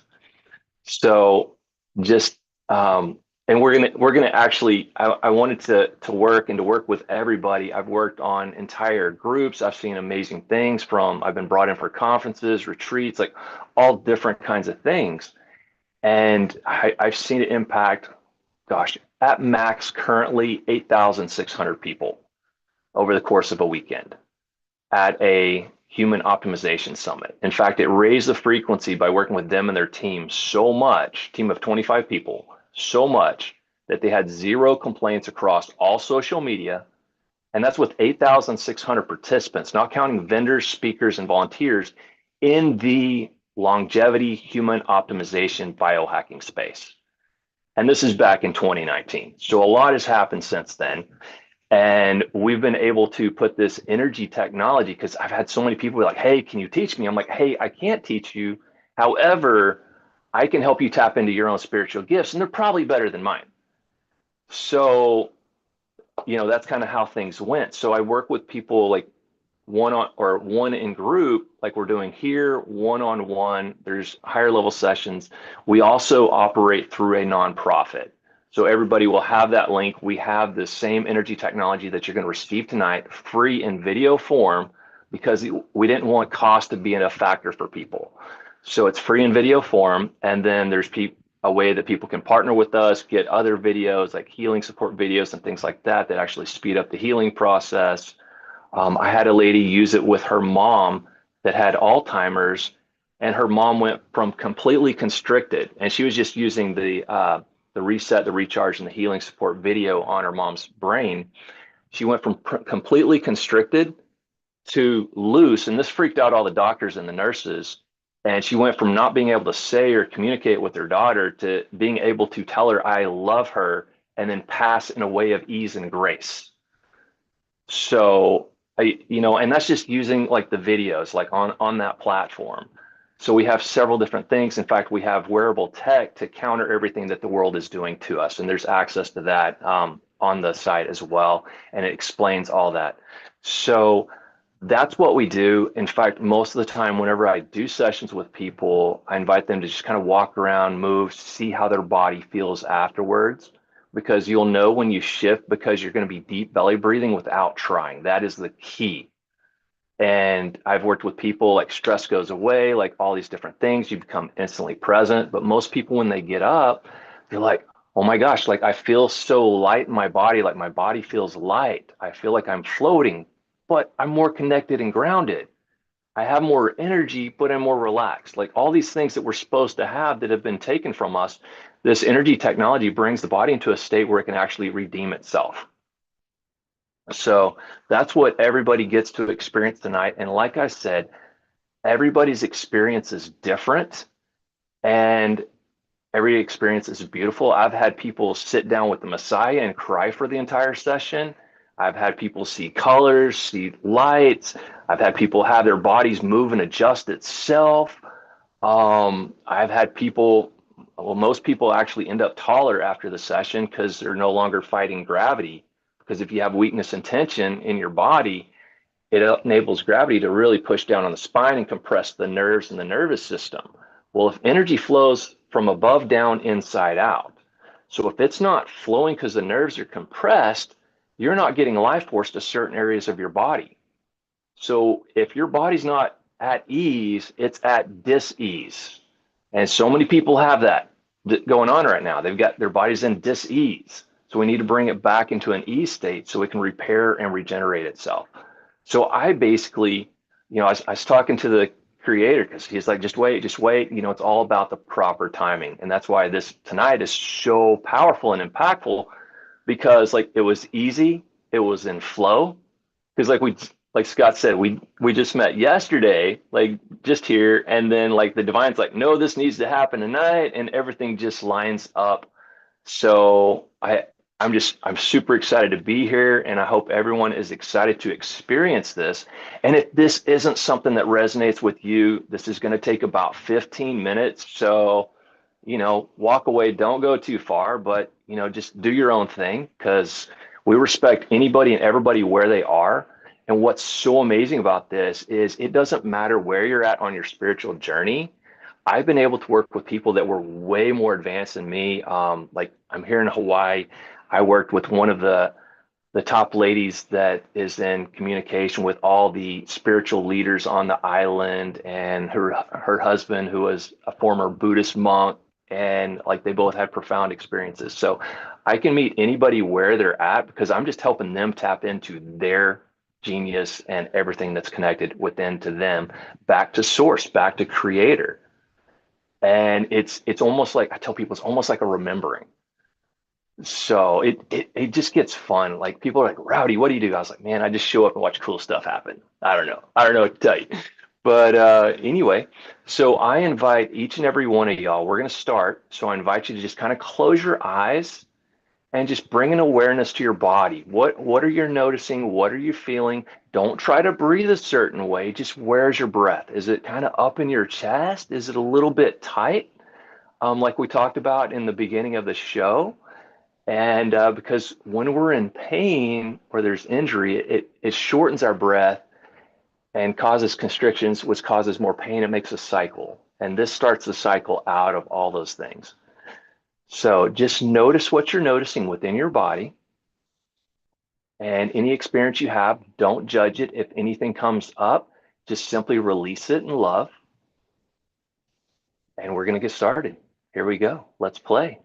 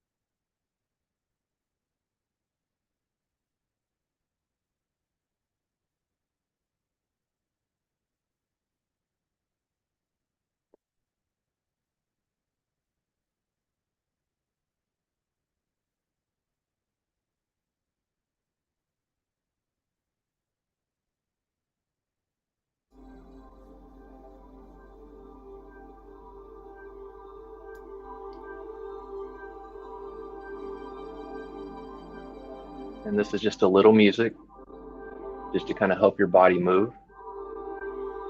We've got some videos with music and some without. This way you can kind of have a taste of both.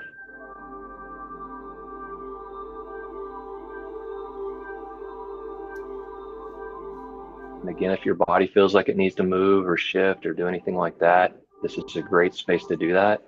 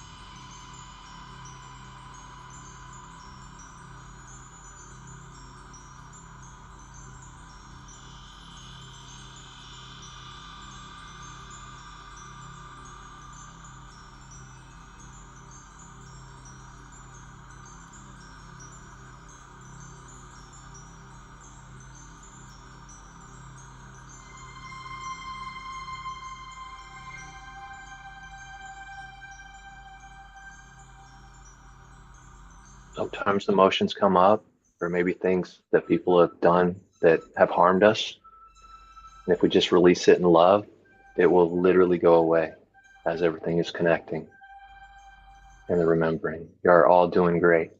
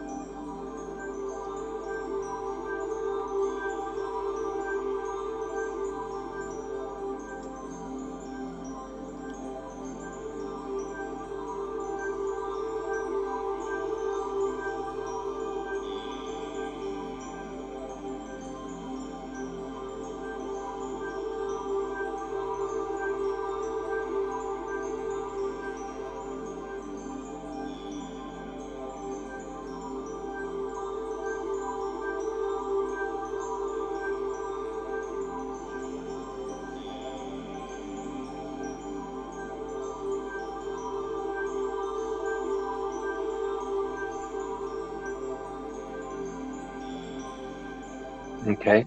I just want everybody to bring attention to their body. Everything that's happening from this point forward, and you can keep your eyes closed right now as you're paying attention to your body. This is your energy.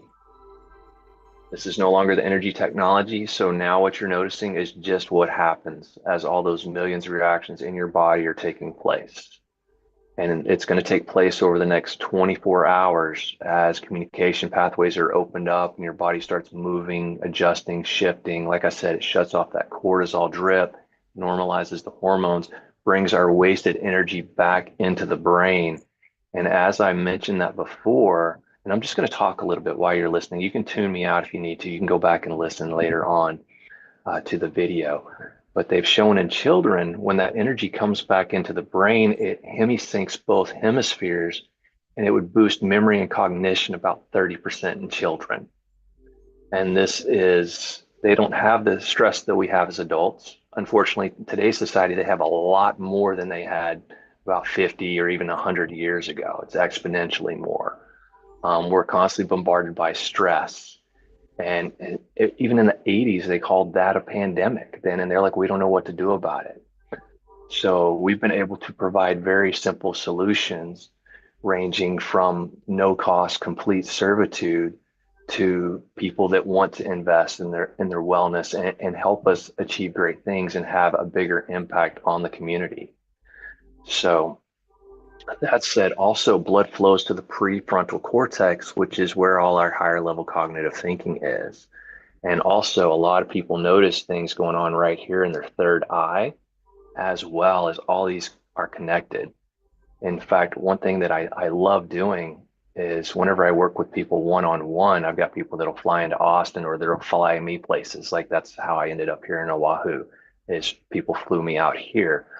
But I actually have some Russian technology that we can use to track people on all these energetic demographics. So we can actually check their internal biological age and show that they're reversing their aging. We can check all their energy centers, which some people call chakras, their aura, which is their energy potential, their level of health, their ability to process energy and return it for their life force and make sure they're not losing anything there, and the energy flow to all of our vital organs. So we can see if an organ's not getting full energy, full life force, it's probably not going to last as long. And that's where we have all these like, heart disease and different things. We're not getting full power to that specific area. And I won't say other medical things. I'll try to keep it nonchalant. But we've seen other things in the medical world simply by bringing the person into the state reverse and shift as they remember who they are. In fact, 2 years ago, I was just talking to the creator and I was like, all right, what am I doing here? He's like, Rowdy, quite simply, you're simply here to help my children remember who they are and what they came to do. And since then, we've been given, he just tells me what to do and I do it. We've created tech that raises the frequency of food, transmutes out bad frequencies, wearable devices. So what you experience right now, people can actually wear that and experience it like 24/7. And we have things to counter basically everything that the world is doing to us. We're creating technology to counter it. For example, people are talking about their cell phones. Anything man-made has a negative left spin on it, so it takes energy from us. So when you're on your phone a lot or your computer or in Wi-Fi, heavy Wi-Fi areas, it drains you. A great example is when we're in the city, it drains us. But when we get back into nature, so city is man-made. When we get into nature, which is our creator made it, it energizes us. So when we go to the ocean or we go to the forest, we just get energized. And it's so funny because nature tells us what's going on. You watch a squirrel round around a tree, it runs around to the right as it's running up the tree. It's so fascinating. But we've been even able to create a cell phone harmonizer and a Wi-Fi harmonizer that shift the frequencies coming out of your cell phone to where instead of them being harmful and draining your energy, and we can actually muscle and structure test this with people and prove it, instead of it draining it down, your phone actually becomes energetic to you and charges you. And I've tested people, they're strong on one side, weak on the other. I'll have them take their phone in their weak hand, hold it to their stomach or their head, and then we'll test their strong side and it instantly goes way weaker. And then we put the harmonizer on their phone and most people are like, oh, dude, my phone's lighter. Like, this is crazy. Like, how's it lighter? This doesn't make any sense. And then we test them. And instead of being weak on both sides with their phone, they're actually stronger with their phone than they were without it. Meaning their strong side is even stronger and their weak side is now strong. So like I said, we've got all kinds of stuff, and it's not for everybody because people are at different points on their journey, but we want to meet people where they're at and support them on their journey, however they wish to work with us or to use us. And like I said, we're a 508 nonprofit and we want to do things differently. We want to get to where there's no currency. We're in a debt system and debt's the currency right now. We want to get to where we're in a love-based economy where people show up in their spiritual gifts and everything is just, it's amazing because we have all those technologies and all those technologies are coming on board.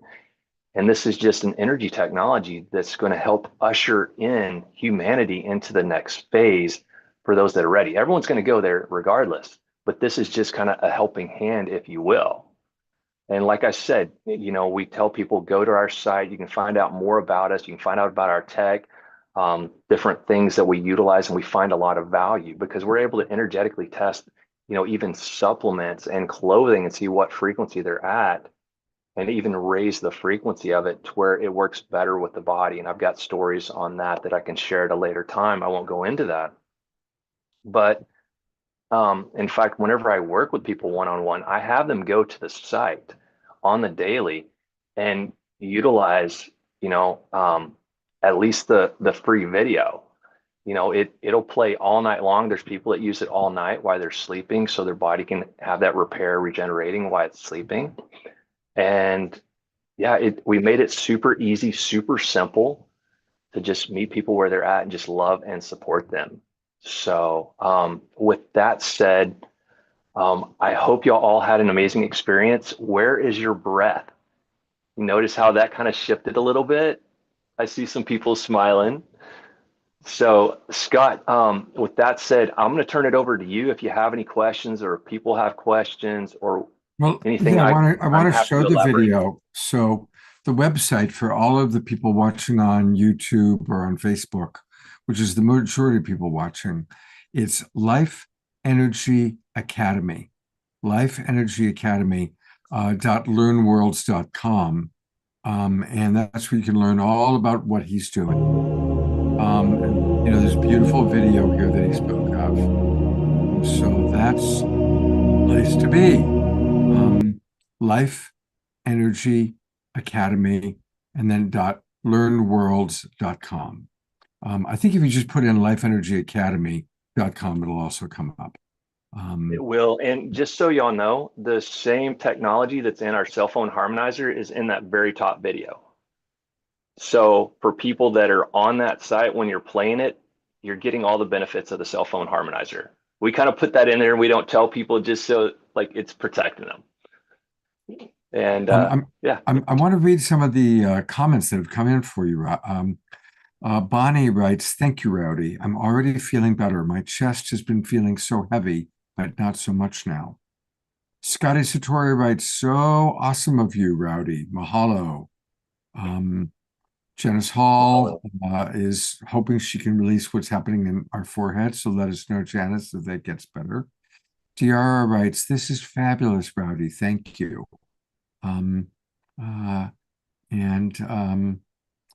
So Dr. Laura writes, "The energy really warmed my body and released some stress from my neck. Yum. Thank you, Rowdy." Kathy wrote, "That felt great. Thank you." And she reminds us all to drink a lot of water. So remember to drink a lot of water. yes. And Rowdy has put his contact information in, but I'll read it to you again. It's best to reach him at lifeenergyacademy.com, and you can email him at rowdyreset, ROWDYRESET, at proton.me. rowdyreset@proton.me. Thank you very, very much, Rowdy. I appreciate it so much. You jumping in at the last minute, pinch hitting for us. Welcome to the Awakening World. And Thank you everybody, so please much. continue to put any comments into the chat box of positive experiences that you've had. Tim just wrote, "Thank you, Rowdy. Definitely energy moving." Amanda Waring. Amanda, by the way, I want to acknowledge, Amanda, she has a poem. And she has been with us from, she's coming from England, where it's, God knows, some ridiculous time in the middle of the night. And I got so caught up, I forgot that she had a poem to share. So, Amanda, welcome, dear. Thank you so much. It's a joy to be here. Thank you for that healing. Yes, it's 4 a.m. here. Oh my gosh. It's okay because it's all been so beautiful and such a special thing to be with everyone. So thank you. And yes, I was able to share a poem for the blessing of beautiful Cami, that was Ben Bowler's and Nina's son. But this poem that I've written seems really relevant to today when we were talking about honoring our ancestors and honoring peace. So, as we stand on this sacred land at this sacred time, may we honor our ancestors, those that have gone before, so that we can be born into this dear world once more. May we give thanks to Blessed Mother Earth, who holds us so tenderly and shares her beauty so generously. We honor and give thanks to the standing ones, the oaks, the trees, who witness our ceremony. They hold and transmute divine love and remind us to root ourselves in love and with love. We give thanks to the winged ones, the birds that sing the love of joy's remembrance, remembering us to give voice to love. We give thanks to the waters of the earth that lead us back to our rebirth and the renewal of sacred ways. We give thanks to the bright golden sun, reminding us we are all one and to bask in the warmth of love. We give thanks to the gentle breeze, rustling the leaves on the trees, reminding us to let love be free. And we honor the seeds within this holy ground in Mother Earth, where we have found a place of grace and peace, where love divine will never cease. Wow. That's beautiful, Amanda. Thank you so much. I love having you as a kind of a new ongoing part of our show. It's wonderful. Thank you so much. Beautiful. Thank you. So nice to be here. Rowdy, a couple more comments I want you to know about. Reverend Deborah Moldow, whoops, I put the spotlight on him and he disappeared. But hopefully you can still hear me, Rowdy, and if you can, turn your camera back on. Reverend Deborah Moldow, one of our co-hosts, regular co-host, was watching on Facebook, and she said, I came on Facebook just as Rowdy was starting, and I can still feel the frequency. Wow, thank you. And please do talk to Janice Hall. She's got a question about how to help her head. Maybe you can do. I was messaging her. Sometimes that happens because remember how one hemisphere powers down, so you're not getting blood flow to that area. When energy flows back in, you start increasing the blood flow to that area and energy has to move. You can take both hands, squeeze the head and lift up side to side and front to back, and then drink some water. If you take like some Celtic sea salt, let it dissolve in your mouth before the water. A lot of us have magnesium deficiencies, and that will actually really help as well. Beautiful, thank you. Thank you. I take a lot of magnesium, but I feel like it was something rising. A lot's been happening. I live with my 95-year-old mother, and the stuff has been happening, and it's rising from holding energy in my gut that I wanted to Then release. let it go on out. Stuck. It didn't. Just release it in love. It's not it, and I don't get headaches. It's kind of stuck right now. So, Well, Ellie is working on. Ellie in our chat box is working on it, so she's working on helping to pull that stuck energy out. It really, and let me just say too that there's a release wanting to come. I felt a surge of emotion, and it's stuck. Can I? Maybe it'll just go when I lay down. It's late And here. Janice, you can actually go to the website, go into that free video and play that. And then that'll continue the session and keep the energy moving and finish it going out. Yeah, thank you. All right. I've been holding several people's big energy lately, so I'm ready to release it. And I think that you've given me the tool to do it. I'm just an impatient Aries that I want it done now. And remember, you're in process. There's a lot going on in your body. There's You a know, lot. our energy was all out here, and then it comes inside, and our body looks inside. It's like, whoa, we got some repair, regenerating, all kinds of stuff. Like this house has been totally destroyed. So there's a lot going on. You know, maybe A lot Janice, going on here. maybe you just need some acknowledgement for holding space for your mother, you know, who's much older and holding space. So, you know, I hear that you're holding a lot. And so let's all give you that acknowledgement for all that you're holding, all that you're doing. We appreciate you very much. Yeah. Yeah. All right. We are going to thank you again, Rowdy. More comments coming in. Karen S., you're helping with her legs. So amazing comments coming in. We are going to conclude with our dear friend Diara. And hopefully this is going to play well. Diara, do you want to introduce this video that I'm about to play? Thank you, Scott. Sure. I guess this is the night for us to watch ourselves sing, Omashar. This is a song that I was actually commissioned to write quite a few years ago. And it's about bringing in the beautiful energies that are out there and swimming in the goodness, especially when there's so much else going on. We can choose to bring all the beauty in, all the truth, and just swim in the goodness and sing to glory, because we are one. All right, beautiful. Well, thank you, Diara. And here we go with Diara singing at the Seaside Center. Miss Swimming in the Goodness.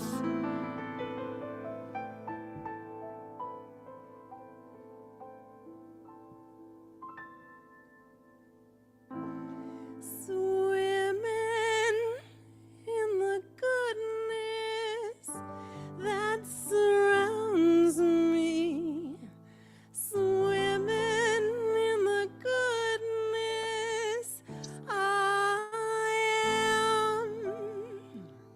Swimming in the goodness that surrounds me. Swimming in the goodness I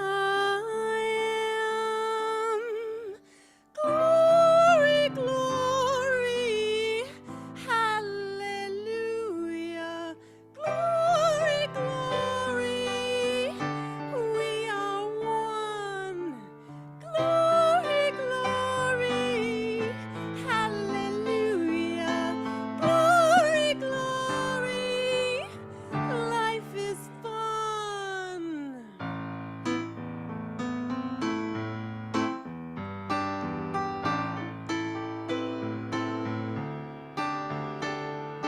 Swimming in the goodness that surrounds me. Swimming in the goodness I am.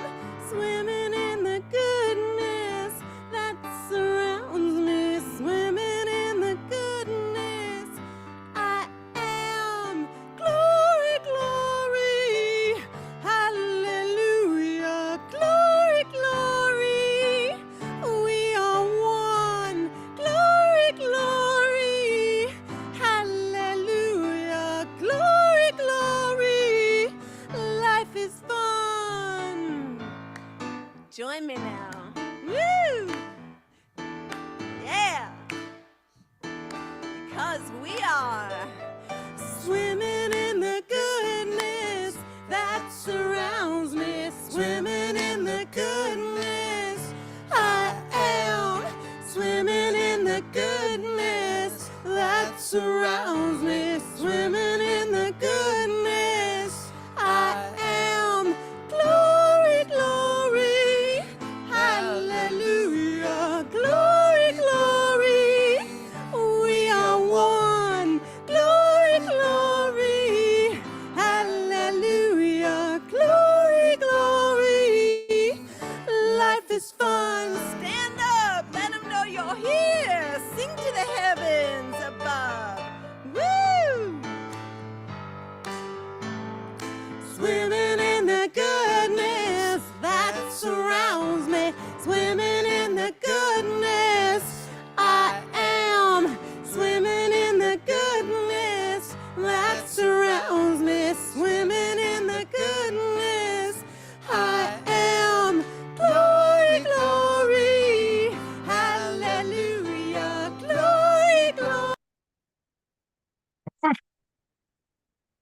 Oh, shoot. Ah, That's Really, plenty. really got this. Glory, glory, everybody. Hallelujah. I did not mean to do that. I think that was all I could take. Well, now I need to, oh gosh. And then I went, All right, well, here we go. It was wonderful, Diara. Glory, glory, hallelujah. Thank you. It's funny, Diara, because after every show, whatever the final Omashar song is swimming in my brain. So we are all going to be swimming in the glory and swimming in the goodness. And that certainly is going to be running through our brains, I think, for the rest of the evening. So Hallelujah. I apologize. I don't even know what I did wrong. Anyway, there's Rowdy. So a big thanks to all of our presenters tonight, Rowdy, Diara, Janice Hall, and also Scarlett. Let's send lots of loving energy to Scarlett and what's going on with her throat, and trusting the universe that we needed to experience Rowdy's healing tonight. And let's continue that healing process. Remember, if you go to lifeenergyacademy.com, lifeenergyacademy.com, you can play that video and continue your healing process. I'm going to do that. I have a little bit of a toothache, so I'm going to work on my toothache. Take care, everybody. This Saturday night, I almost forgot. It's our monthly connection with our friends from Soul Search. And so make sure you are with us live in the Zoom room, because psychic readings and healings for you, our Zoom room members. Oracle Maureen is coming back by popular demand. People really liked her. And other wonderful psychics, Victoria Shaw, Galaxy Starborn, Amanda Romania. They've all been on the show before. And a new friend, Carolina Brown. And to help out with the musical work, we have a special musical guest, Amrita Raven Mulgay. So join us this Saturday night. All about creating more love in your life. If you want more love in your life, make sure you join us on Saturday night. We have the Sunday morning show too. Thank you very much for reminding me. Omashar got it. Thank God for Omashar. Yes, it is that once a month we do a Sacred Sunday show, and it will be at 10:30 this Sunday morning. Hopefully with an Omashar song or two. If not, we'll play videos. We do have videos of the past. And then Tangela will be leading a meditation. And we're going to be talking about how to create the new earth. So that's this Sunday. And this is for all of our Zoom room subscribers. And I'll send out an email that'll have the Zoom room information for it. So thank you for reminding me about that, Omashar. And let's conclude by sending Omashar lots and lots of love for the healing of his ribs. We love this man. Maximum grace for the healing of your ribs. I'm going to go to gallery view. Maximum grace for our beloved Omashar. Good to see all of you, Scotty and Connie. One quick thing, someone put in here, just as my mother had told me this, there was a crash over Washington, D.C. in the Potomac River of a commercial airliner and a military plane. Okay, And people. And Janice, I don't really want to conclude with that. Oh, okay. People can go and they can look at it if they want Oh, to. okay. I just thought we could send some love because we got lots of it. But, Okay. All right. Well, yeah, there's always a lot going on in the headlines. yeah. I'd like us to keep our focus on Omashar right now. Okay. Thank you for your Yeah. care. Appreciate your care. Okay, but okay, here you go, Omashar. All right. That's for you. Right. There you go. All right. More Take and care, more. everybody. Have a good evening, and we will look forward to seeing you on both Saturday and Sunday. Take care, everybody.